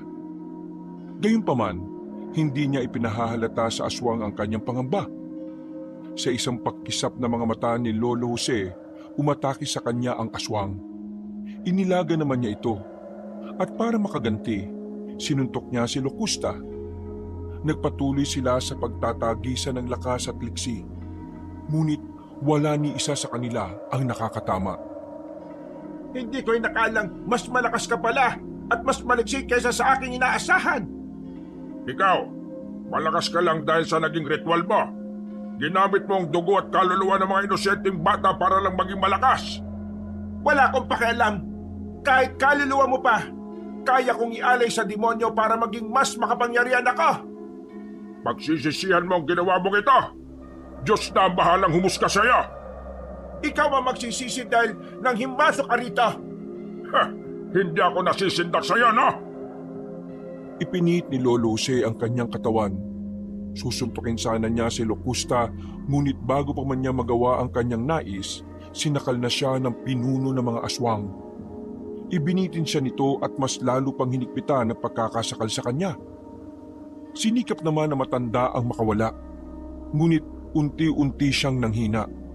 Subalit nang maalala niya ang ginawa ni Locusta sa kanyang alalay at maging sa mga batang biniktima ng naturang aswang, humugot siya ng kanyang lakas. Sinubukan niyang sipain si Locusta pero nagawang masalag ng pinuno ng mga aswang ang kanyang paa. Pagkatapos nito, buong lakas siyang ibinalibag ni Locusta at tumilapon siya sa hindi kalayuan. Ang hina mo! Matanda ka na nga! Dapat ka nang magpahinga! Ayop ka! Magbabayad ka sa akin! Hindi mo ako mapapatay ng basta-basta! Kung totoo ang sinasabi mo, sige, bumangon ka! Tapusin na natin ang laban na ito! Sige, kung yan ang gusto mo, pagbibigyan kita! Bangon, tanda! Bangon! Umanda ka sa akin! Gaganti ako sa iyo. Titiyakin ko mamamatay ka na. Pinilit ni Lolo Jose ang bumangon. Nang magawa na niya, mabilis namang tumakbo si Locusta para sugurin siya. Noong ilang metro na lang ang layo niya sa matandang albularyo, lumundag siya para sunggaban si Lolo Jose. Napailing naman ang matandang albularyo at umusal ng orasyon para tigalpuhin si Locusta. Subalit nagulat siya nang hindi man lang tinablan ng kanyang inusal ang pinuno ng mga aswang. Walang ano-ano, lumapag si Locusta sa kanyang harapan. Ramdam na matandang albularyo ang kakaibang lakas ng aswang. Pero hindi siya nabahala rito. Ano kung kinakabahan ka na? Malas mo lang dahil sumugod ka rito. Kahit kailan, hindi ako kakabahan sa iyo. Kaya kong ubusin lahat at inuunti-unti ko na ang mga kalahi mo rito. Nagkakamali ka. Dahil sa aking bagong kapangyarihan, kaya ko silang buhayin ulit. Bago mo magawa yan, wala ka ng buhay, Locusta. Bakit? Anong inaakala mo? Kaya mo ko? Nagkakamali ka. Ang dapat sa mga kagaya mo, sinasakal hanggang sa mawalan na ng buhay. Kung mamamatay man ako, isasama kita. Sige, gawin mo kung ano man ang nais mo. Ganun ba? Pagbibigyan kitang matanda ka. Demonyo ka na lang talaga, Locusta. Ang dapat sa iyo ay pugutan ng ulo gamit ang pamugot ng Diyos ng Anihan. Gawin mo at nang malaman natin kung hanggang saan ang kakayahan mo. Diyos ng Anihan! Diyos na pumupugot ng ulo ng ibang Diyos!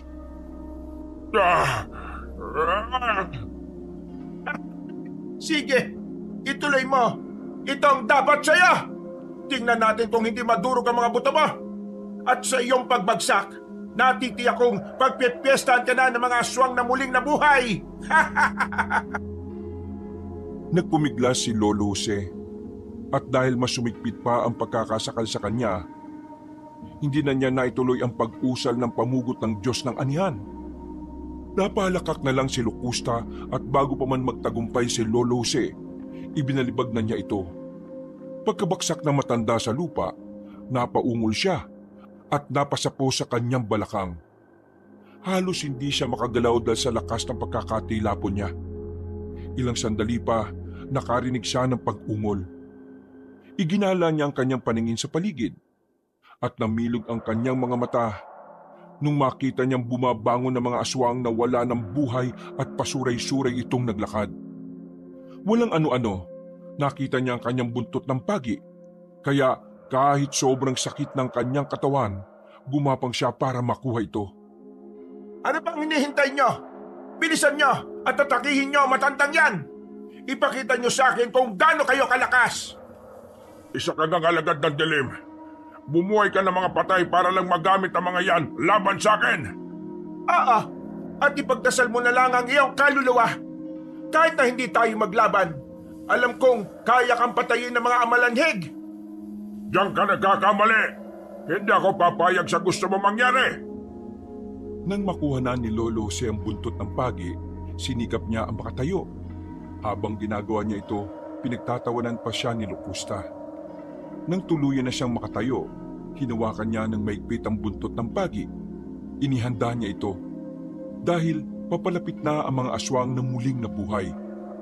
Alam niyang hindi na basta-basta ang magiging laban niya sapagkat napakaraming mga aswang ang bumangon. Nagsisipa siya kung bakit hindi lahat ay ginamitan niya ng orasyon upang matunaw o maging abo. Dahil nasa ganung sitwasyon na siya, minabuti niyang humingi na lang ng gabay sa mga espiritong umaalalay sa kanya. Umusal na rin siya ng orasyon at ikinarga sa buntot ng pagi para mas maging mabisang panlaban ito sa mga amalanhig. Ikaw ang uunahin ko. Tingnan na lang natin kung ano pa magagawa ng mga amalanhig mo. Sige, sumugod ka rito at tinitiyak kung bago ka makarating, kinukuyog ka na ng mga kasamahan ko. Sobrang itim ng budhi mo. Hindi ka nararapat dito sa lupa. Sa impyerno ka nababagay. At anong akala mo sa sarili mo? Banal? Sa impyerno rin ang bagsak pa. Wala akong pakialam kung saan ako babagsak. Basta, ginagawa ko lang kung ano ang tama at nararapat. Matanda ka na nga.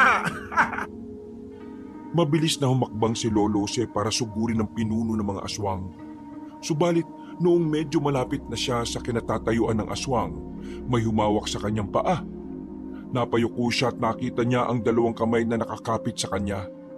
Nilatigo niya yon at ilang sandali lang naging alikabok ang mga kamay. Dahil nawala sa poko si Lolo Jose, hindi na niya nakita si Locusta. Napamura na lang siya ng pabulong nang makita niya ang mga amalanhig na ilang dipa na lang ang layo sa kanya. Upang hindi siya makuyog ng mga ito, humakbang siya para sumugod sa kanila at iwinasiwas ang hawak niyang buntot ng pagi. Ang kada nilalang na naaabot ng dulo ng hawak niya ay nagiging alikabok at naglalaho na lamang. Ubusin ko kayo! Hindi nyo kaya ang Diyos ko! Maaaring hindi namin siya kaya, pero ikaw, makakaya namin gabiin. Kung nakita mo lang kung paano naging alikabok ang mga kasama mo, pangingilagan mo sana ako! Kahit na anong gawin mo, alam kong mas malakas pa rin ako sa iyo. Maaaring mas malakas ka nga, pero kapag ang Diyos na ang gumawa ng paraan, magiging alikabok ka rin! Huwag kang magsalita ng tapos. Baka bumaliktad ang sitwasyon. Mas naging mabilis ang mga amalanhig. At bago pa man maiwas-iwas ni Lolo Jose ang kanyang itak, nabuwal na siya sa lupa at nabitiwan niya ang buntot ng pagi. Sinubukan pa niyang kapain yon, ngunit hindi na niya mawari kung saan banda ito nahulog. Sige, durugin niyo ang albularyong yan. Kainin niyo ang lahat ng laman niya at ialay sa akin ang kanyang kalansay. Hindi mangyayari yan! Sinisiguro ko sa iyo na hindi nila ako magagawang saktan. Kapag nakalis ako sa sitwasyon na to, pupulbusin ko kayong lahat sa ngalan ng Diyos! Napakahina mo! Kung talagang malakas ka, hindi ka gagamit ng Diyos mo. Sundin mo ko. Naging malakas ako dahil itinakwil ko ang Diyos. Hindi ko gagawin yan. Kahit na ikamatay ko pa, hindi ako magiging kagaya mo. Sige lang. Tanggap ko namang mahina ka eh. At mas malakas ako sa iyo. Sige na, gutay-gutayin niyo na ang katawan ng matandang yan. Pagbabayaran niyo ang ginawa niyong to sa akin. Magbabayad kayo! Habang kinukuyog ng mga amalanhig si Lolo Jose, sinikap niya ang maging kampante. Alam niyang hindi naman siya magagawang sugatan ng mga amalanhig. Ang problema lang niya, baka kumalat ang mga amalanhig na yon at bumaba sa kanayunan. Dahil dito, nagpasya siyang umusal ulit ng pangtigalpo para mapako ang mga nilalang sa kanilang kinatatayuan. Pagkausal niya, natigilan ng mga ito. Hindi naman niya inaksaya ang panahon na tumalis siya sa kanyang pwesto. Nung makita niya ang buntot ng pagi, dinampot niya ito saka humarap sa kinaroroonan ni Locusta. Napakunot noon na lang siya sabay linga sa paligid nang hindi na niya makita ang pinuno ng mga aswang. Magpakita ka sa akin, Locusta! Ako ang harapin mo! Hindi mo ba natatapos ang laban mo sa mga amalanhig? Tapusin mo yan at magpapakita ako sa iyo! Isa kang duwag, Locusta! Magpakita ka sa akin at magtutuos na tayo! Ubusin mo muna ang alagad ko! Kung yan ang gusto mo, sige! Ibabalik ko sila kung saan sila nararapat! Sa alikabok! Sige! Noon din, gumalaw na ang mga amalanhig at tumarap kay Lolo Jose. Nang makita na matanda na papasugod sa kanya ang mga amalanhig, isa-isa niya itong nilatigo at sinabayan niya rin ng pagtigalpo. Ang kada nilalang na malapatan ng dulo ng buntot ng pagi ay nabubuwal sa lupa at agarang nagiging alikabok. Hindi naman natinag ang ibang amalanhig at mas nagpursige sila para sugurin si Lolo Jose. Hindi na lang ininda na matanda ang kanyang pagod dahil nais niya nang matapos ang laban. Noong lumaon, mabibilang na lang sa daliri ang mga amalanhig. Kaya mas binilisan ni Lolo Jose ang pakikipaglaban. Napabuntong hininga na lang siya noong mawari niyang wala nang natira roon. O paano ba yan? Kumusta mga kasama mo? Ngayon, mag-isa ka na lang. Magpakita ka sa akin at tapusin na natin to. Hindi! Hanapin mo ako! Kapag nahanap mo ako, pauulakan ko ang hamon mo! Tuso ka talaga, Locusta. Pero kakagating ko yung sinabi mo. Hahanapin kita at sa oras na matagpuan na kita, ipapadanas ko sa iyo ang higit sa 10,000 voltahe ng kuryenteng dumadaloy dito sa hawak kong buntot ng pagi. Ha! Ilusyonado! Subukan mo muna sa sarili mo ang mga sinasabi mo. Baka mapahiya ka lang. Aba, humanda ka sa akin. Katapusan mo na! Bakit? Nakita mo na ako? Hindi sumagot si Lolo Jose. Humakbang siya at sa tulong ng kanyang talas ng pakiramdam, nalaman niya kung saan naroroon si Locusta. Kahit pa na may tagabulag ang aswang, nagawa pa rin siyang makita ng matandang albularyo. Pagkalapit ni Lolo Jose roon, nilatigo niya ang pinaghihinalaan niyang kinaroroonan ni Locusta. Bularyo ka! Magbabayad ka! Sinasabi ko na nga ba eh, nandiyan ka lang eh. Ano akala mo, maisalma ka? Humanda ka sa akin! Papatayin kita! Yan eh kung papayag ako. Hindi mo mapapantayan ang aking liksi, tanda! Mahuhuli rin kita, Locusta. Kapag nagkataon, magiging abo ka rin kagaya ng mga kasama mo. Kung mangyayari man yan, mauna ka muna! Ikaw ang unang magiging alikabok sa atin! Ito ba ang dapat sa'yo? Humanda ka sa kidlat! Anong ginawa mo? Ang init! Napapaso ako! Kulang pa yan. Simpleng kidlat pa lang yan. Ngayon, ipapatikim ko sa iyo ang kidlat ng Arkanghel na si Metatron. Ito ang dapat sa mga kagaya mo. Wag mong gawin yan! Maawa ka! Hindi na uso ang awa sa mga kagaya mong naibeta na ang katawan sa demonyo. Sige, gawin mo na nang masukat natin kung hanggang saan nakapangyarihang taglay mo. Ito ang dapat sa iyo. Kidlat ni Metatron. Umusal ng orasyon si Lolo Jose at kasabay nito, hinagupit niya ng buntot ng pagi si Locusta. Susugod pa sana ang pinuno ng mga aswang para pigilan siya sa kanyang ginagawa, pero tumama na ang dulo ng buntot ng pagi sa katawan nito. Kasabay ng paglapat ng buntot ng pagi sa katawan ng aswang, tumilapon yun at naging tahimik na. Napangiti na lang si Lolo Jose dahil alam niya sa lakas ng boltahe ng kidlat na nagmula kay Metatron, tiyak na hindi na mabubuhay pa ang aswang. Maglalakad na sana siya para puntahan ang bangkay ni Salvador, ngunit nakarinig siya ng pag-ungol. Napansin na rin niyang nag-iba ang ihip ng hangin at kahit na malakas ang kanyang loob, nakaramdam siya ng pangingilabot. Itinuon niya ang kanyang pansin kay Locusta at namulagat ang kanyang mga mata nang makita ang itim na usok na umaaligid dito. Kalaunan, pumasok sa katawan ng pinuno ng mga aswang ang naturang usok at mas lumakas ang pag-ungol nito. Talagang isa kang demonyo. Kidlat ni Metatron na ginamit ko sa iyo. Pero nagawa mo pa rin makaligtas. Yan ba ang epekto ng padalugo mo? Nagulat ka ba? Dahil ba ang nangyari kaysa sa iyong inaasahan? Buhay ako at gaganti ako sa iyo. Alam kong demonyo na ang nasa loob mo at hindi na ako papayag na magreyna-reynahan ka rito. Hindi mo lang maamin sa sarili mo na mas malakas ako sa iyo. Kahit na mas malakas ka sa akin, susuko ka pa rin sa Diyos. Yan lang ang katapat mo. Nakasisiguro ka ba? Wala kang nagawa sa akin ng kidlat ni Metatron, hindi ba? Kung sa unang pagkakataon ay hindi ka namatay, ngayon, sisiguraduhin ko na talagang magiging alikabok ka. Susunugin ko pati ang iyong kaluluwa. Huwag kang magsalita na para kang malakas. Umaasa ka lang naman sa karunungan mo. Napailing si Lolo Jose. Noon din, humakbang siya para lapitan si Locusta.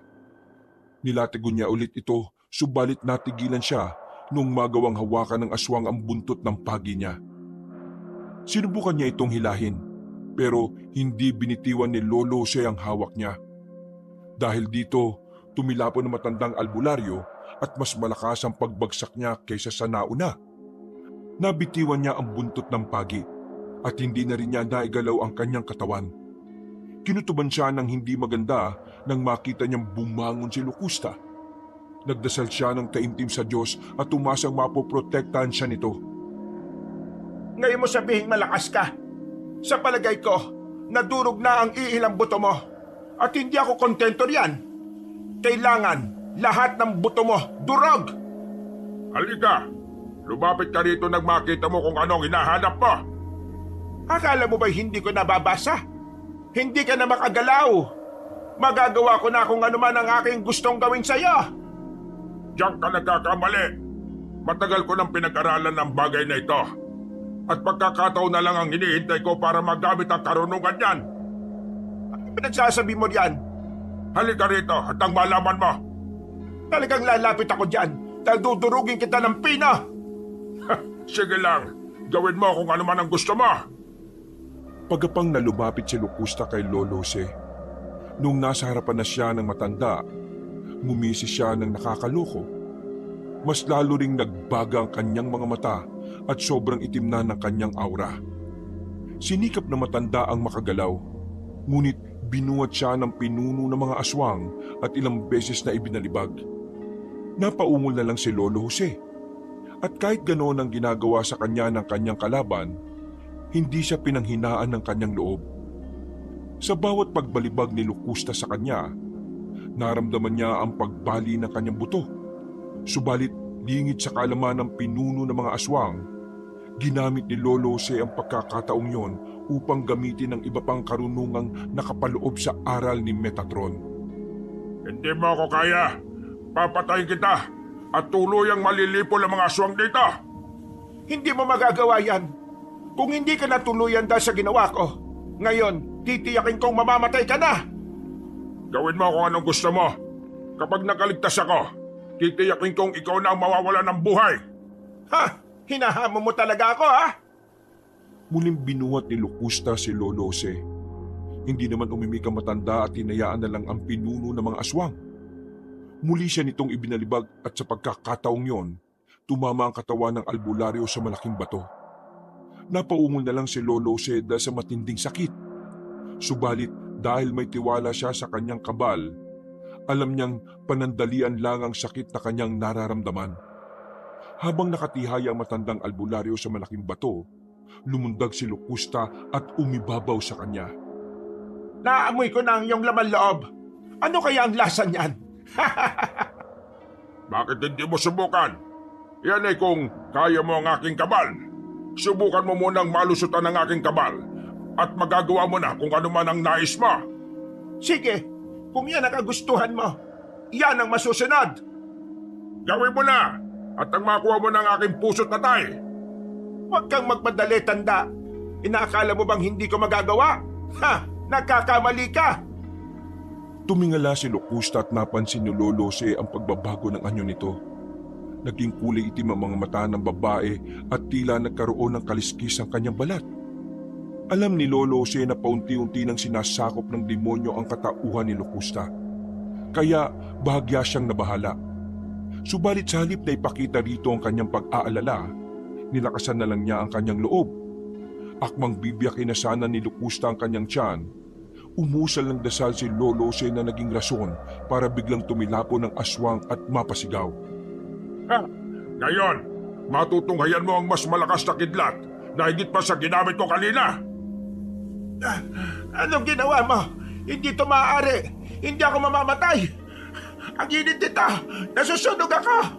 Ngayon, bumangon ka at ipakita mo sa akin kung hanggang saan nakakayahan ng mga demonyo kakampi mo. Papatayin kita.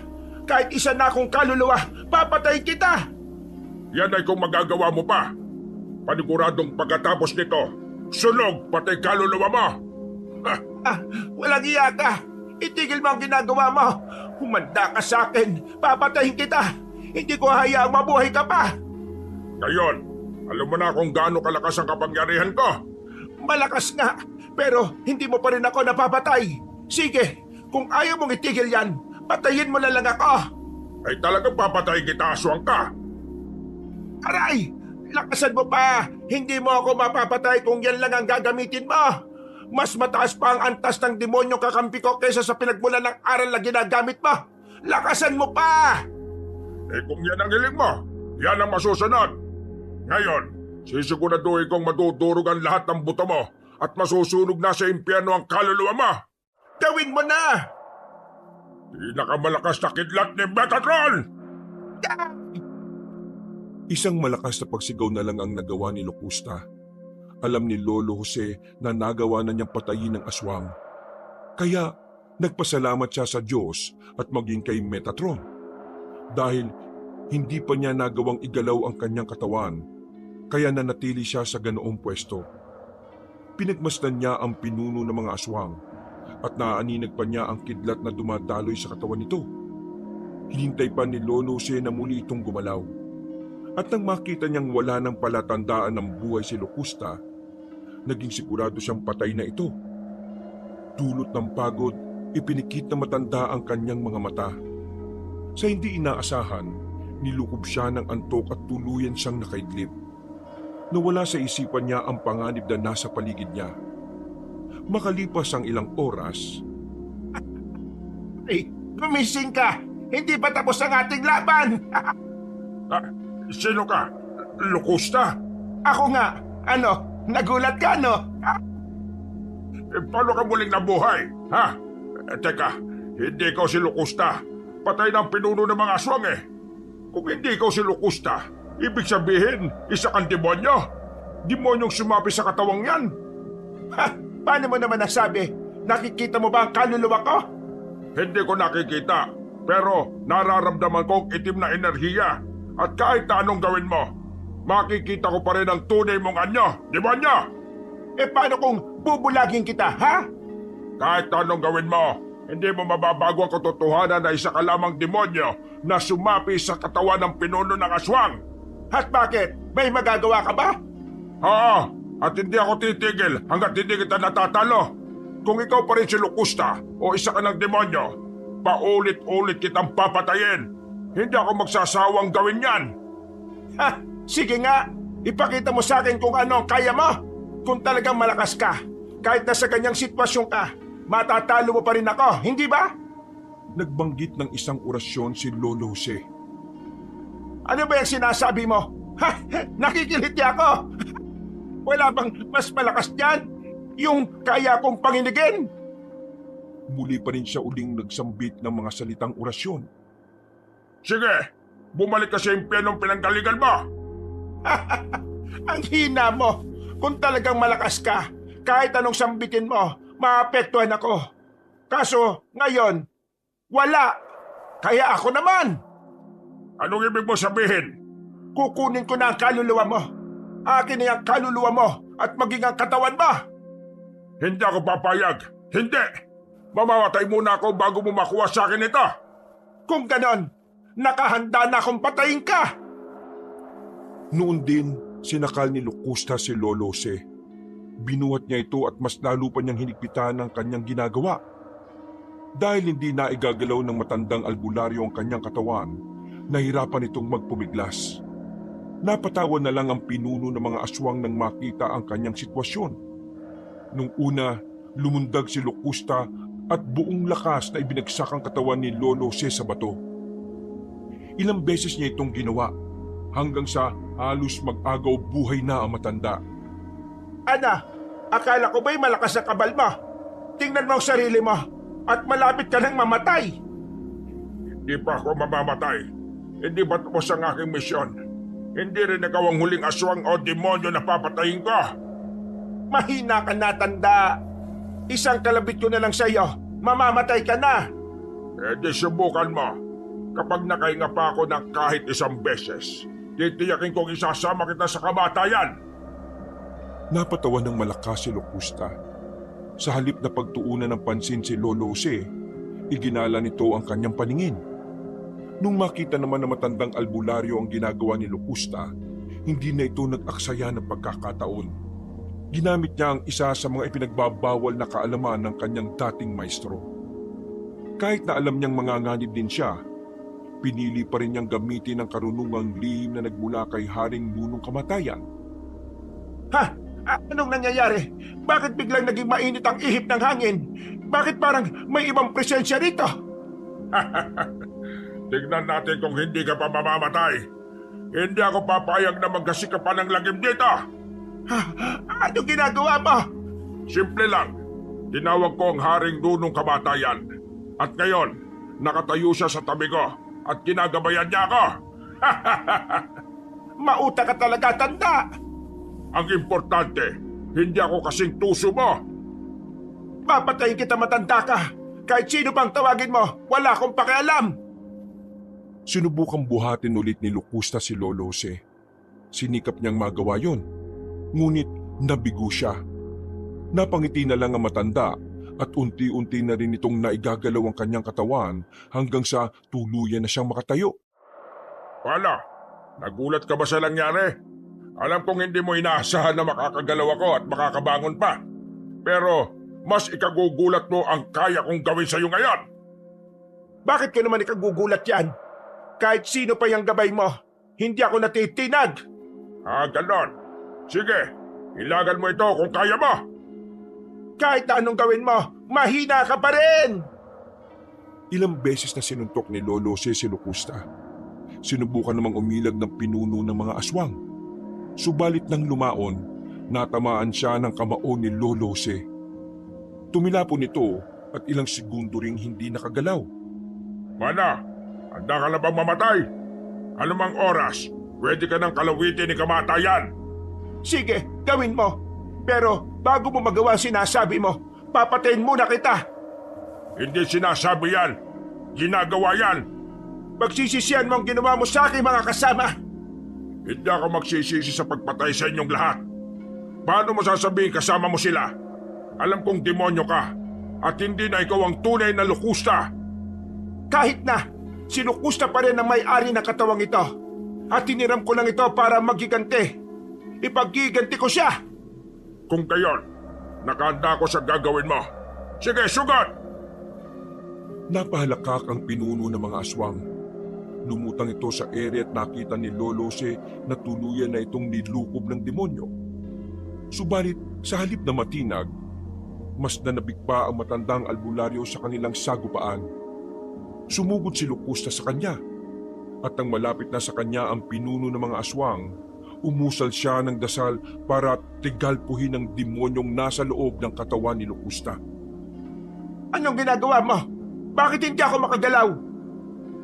Kung hindi ka man nagawang sunugin ang kidlat ni Metatron, titiyakin ko sa iyo na mamamatay ka at maging ang demonyong nasa loob mo. Ha! Sige, subukan mo. Hindi kita pipigilan sa gusto mo. Hindi na kita papayagang mabuhay pa. Habang sinisikap ni Locusta ang makagalaw, nilapitan naman siya ni Lolo Si at sinuntok sa bandang tiyan. Napaungol na lang ang pinuno ng mga aswang at bagyang napayuko. Matapos niyang gawin yon, binuhat niya si Locusta at ibinalibag. Pagkabagsak ng pinuno ng mga aswang, nilapitan ulit siya ni Lolo Si, saka inusalan ng orasyon para mangisay sa kanyang kinabagsakan. Anong ginawa mo? Sa oras na makawala ako sa sitwasyon na ito, hihilahin kita patungo sa impyerno. Hindi na mangyayari yan. Si kamatayan na mismo ang kakalawit sa iyo at wala ka nang magiging kawala. Hindi mo magagawa sa akin yan.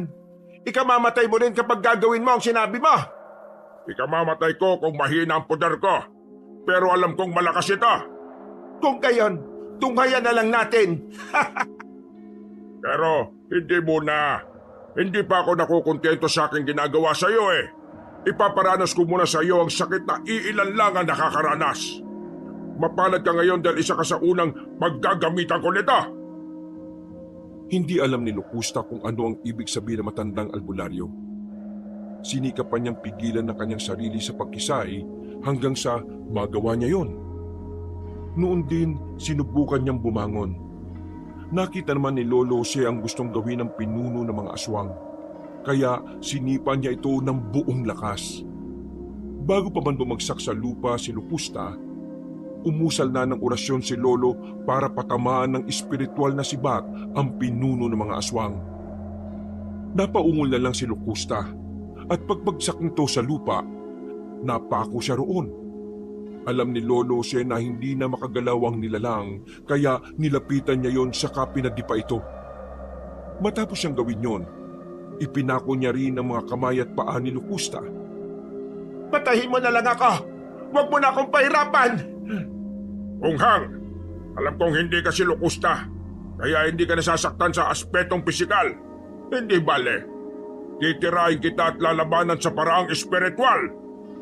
Sige, gawin mo na! Gusto kong maranasan ng sakit na gagawad mo sa akin! Yan talaga ang gusto ko. Unti-unti kitang papatayin hanggang sa masunog ka, Diablo! Kung Diablo ako, ano naman ang tawag sa'yo? Hindi mo nga tinulungan ng alalay mo, hindi ba? Tumahimik ka! Gigilitan kita ng leg! Sarili mo lang kasi ang iniisip mo. Ayaw mong malalamangan ka. Sinabing tumahimik eh. Hindi mo alam kung gaano ako nagsisisi sa nangyari. Wala kang alam! Hindi ba? Kaya mo namang kontrahin ng signos ng mga planeta sa kanya? Pwede mong gawin ang isa sa mga dasal ng Haring Nunong Kamatayan. Ayaw mo talagang tumigil sa pagsasalita ha? Pagsisisihan mo nagsalita ka ba? Bakit? Anong gagawin mo? Hindi sumagot si Lolo Jose. Napangiti na lang siya at umusal kagad siya ng orasyong pangtigalpo para madurog ang buto ni Locusta. Ilang sandali lang, napaungol ang pinuno ng mga aswang. Sinubukan nitong gumalaw, pero mas lalo lang siyang napaungol. Alam ni Lolo Jose na kahit hindi na makagalaw ang pinuno ng mga aswang, ay kaya pa rin magpakitang gilas ng demonyong nakasapi sa kanya. Dahil dito, hindi siya nakampante. Kahit anong gawin mo, wala ka na magagawa. Durog na ang buto ng katawan mo kung saan ka sumampa. Durog na nga ang katawan na ito. Pero may isang katawan pa akong maaaring sapian. Ha? Anong ibig mo sabihin? Wala. Bakit ko naman sasabihin sa'yo? Dahil mamamatay ka na. Kakalawitin ka na ni Nunong Kamatayan. Sige, kilitiin mo lang ulit ako. Bago pa man makagawa ng susunod na aksyon niya si Locusta, inusal na ni Lolo Jose ang panawag sa 7 kalawit ng Haring Nunong Kamatayan. Itinira niya yon kay Locusta at naging dahilan ito para mapaungol yun. Habang gumagawa ng nakakapangilabot na ingay ang pinuno ng mga aswang, nakita ni Lolo Jose ang maitim na usok na mabilis na lumalabas sa kanyang katawan. Sinundan niya ng tingin ito at kinutuban siya ng hindi maganda. Upang masigurong patay na nga si Locusta, nilapitan niya ito at pinakiramdaman. Nasa ganoong sitwasyon siya nang biglang, Lolo Jose, tulungan niyo ako! Ha? Salvador? Nasaan ka? Nandito sa madilim na bahagi. Tulong! Sasapiin ako ng demonyo! Ayaw kong gamitin niya ang katawan ko! Sandali! Pupunta ako dyan! Iintayin kita, Lolo! Ayaw ko pong makuha ng demonyo! hindi na nakapag-isip ng maayos si Lolo Jose nang marinig niya ang boses ng kanyang alalay. Naisip niyang baka ang kaluluwa nito ang humihingi ng tulong sa kanya. Kaya ninais niya itong salbahin mula sa demonyo. Nung naroon na siya sa bahaging pinanggagalingan ng boses, iginala niya ang kanyang paningin. Nasaan ka? Nandito na ako! Nandito ako, Lolo Jose! Halika! Lapitan mo ako! Hindi ikaw si Salvador! Isa kang demonyo na nagnakaw ng kanyang katawan! Ako ito si Salvador! May tanong ako sa inyo! Bakit mo ako inayaang mamatay? Gayong kaya mo namang kontrahin ng signos ng mga planeta gamit ang karunungan ni Haring Nunong Kamatayan! Hindi kita hinayaan. Ilang beses kitang iniligtas. Wala akong karapatang gamitin ang karunungan yon dahil masyadong delikado at marami ang malalagay sa panganib. Iniligtas? Sarili mo lang ang iniisip mo eh. Kung ginamit mo ang karunungan yan, baka buhay pa ako hanggang ngayon. Kapag ginamit ko yon, mabubulit tayo sa impyerno. Tayong dalawa. Bakit ngayon? Hindi ba? Hihilahin kita patungo ron. Doon ka nararapat. Wala akong pakialam sa sinasabi mo. Hindi ka na si Salvador. Isa kang demonyo. Bakit nga ba ako nagpapalinlang sa'yo? Demonyo! Ang sabihin mo, hindi mo maamin sa sarili mo na kasalanan mo kung bakit nangyari sa akin to. Hindi sumagot si Lolo Jose. Napatitig na lang siya kay Salvador habang nakatayo ito. Magkahalong awa at pandidiri ang kanyang nararamdaman nang makita niyang wasak ang tiyan ng kanyang alalay at wala na itong laman loob. Wakwak din ang dibdib nito at nawawala rin ang kanyang puso. Pinaglalaroan mo ba ako? Kung pinaglalaroan mo ako, demonyo, wala akong panahon. Di patayin mo ako. Yun nga lang, mas mautak ako sa iyo eh. Nagawa kong makatakas sa iyong tigalpo. At maging ang kalawit ni kamatayan ay natakasan ko rin. Maaring nagtagumpay ka sa unang pagkakataon. Pero sinisigurado ko sa 2nd beses, hindi ka na makakaligtas. Kahit na anong gawin mo, Hindi mo may pagkakailang mas malakas ako sa iyo. Walang panama ang aral mo sa aking karunungan, tanda! Diyan ka nagkakamali. Maya-maya lang, mabubuwal ka na sa lupa dahil sa aking itinira sa'yo. Ha? Anong ibig mo sabihin? Hindi ko na sasabihin sa'yo. Dahil kahit malaman mo man ang patungkol sa sinasabi ko, magiging walang say-say yon dahil mamamatay ka na! Napaangil si Salvador at sa isang pagkisap ng mga mata ni Lolo Jose, sumugod ito sa kanya. Habang humakbang ang alalay niyang muling nabuhay, naiwan sa lupa ang pira-pirasong bahagi na nagmula sa kanyang tiyan.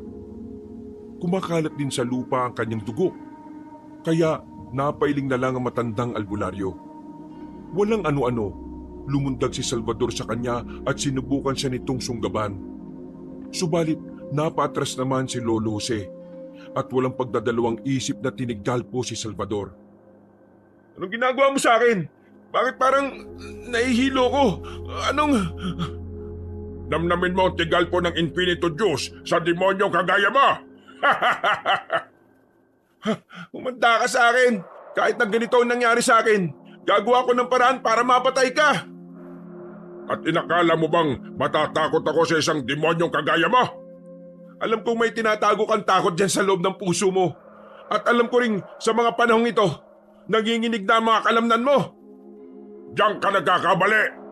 Kung nanginginig man ang aking kalamnan, yun ay dahil gusto kong mahuli ka at mapaslang. Kahit na anong gawin mo, hindi mo ako magagawang hulihin. Ganun ba? Tingnan lang natin kung ano magagawa mo rito. Bumulong-bulong si Lolo Jose ng mga hindi maintindihang orasyon. Tinigal po ni Lolo Jose ang kanyang kaharap at ginamit niya ang isa sa mga karunungan ni Haring Nunong Kamatayan. Dahil sa kanyang ginawa, napaumo lang nilalang at sinikap pa niyang lumapit kay Lolo Jose.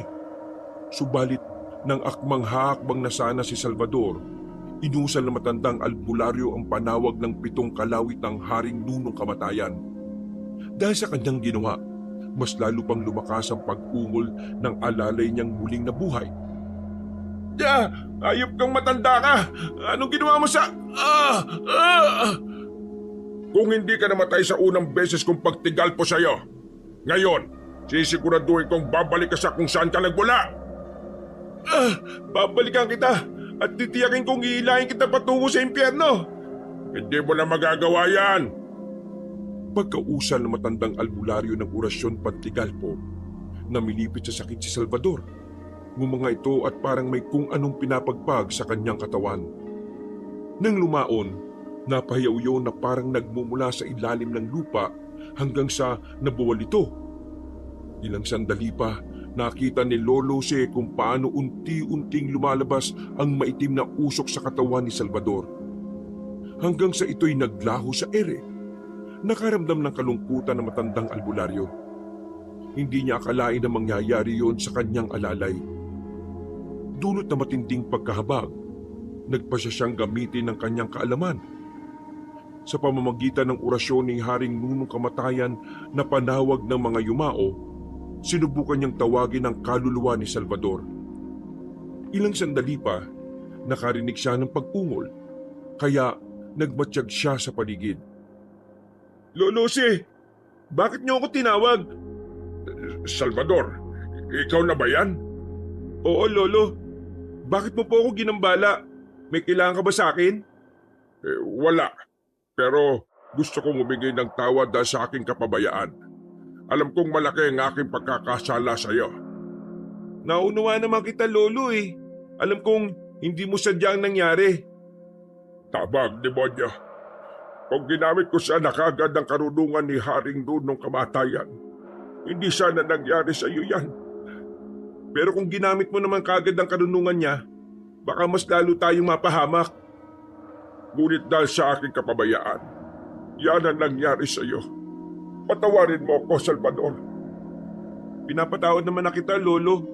Alam kong hindi mo naman hawak ang lahat ng bagay, lalo na ang buhay ng tao.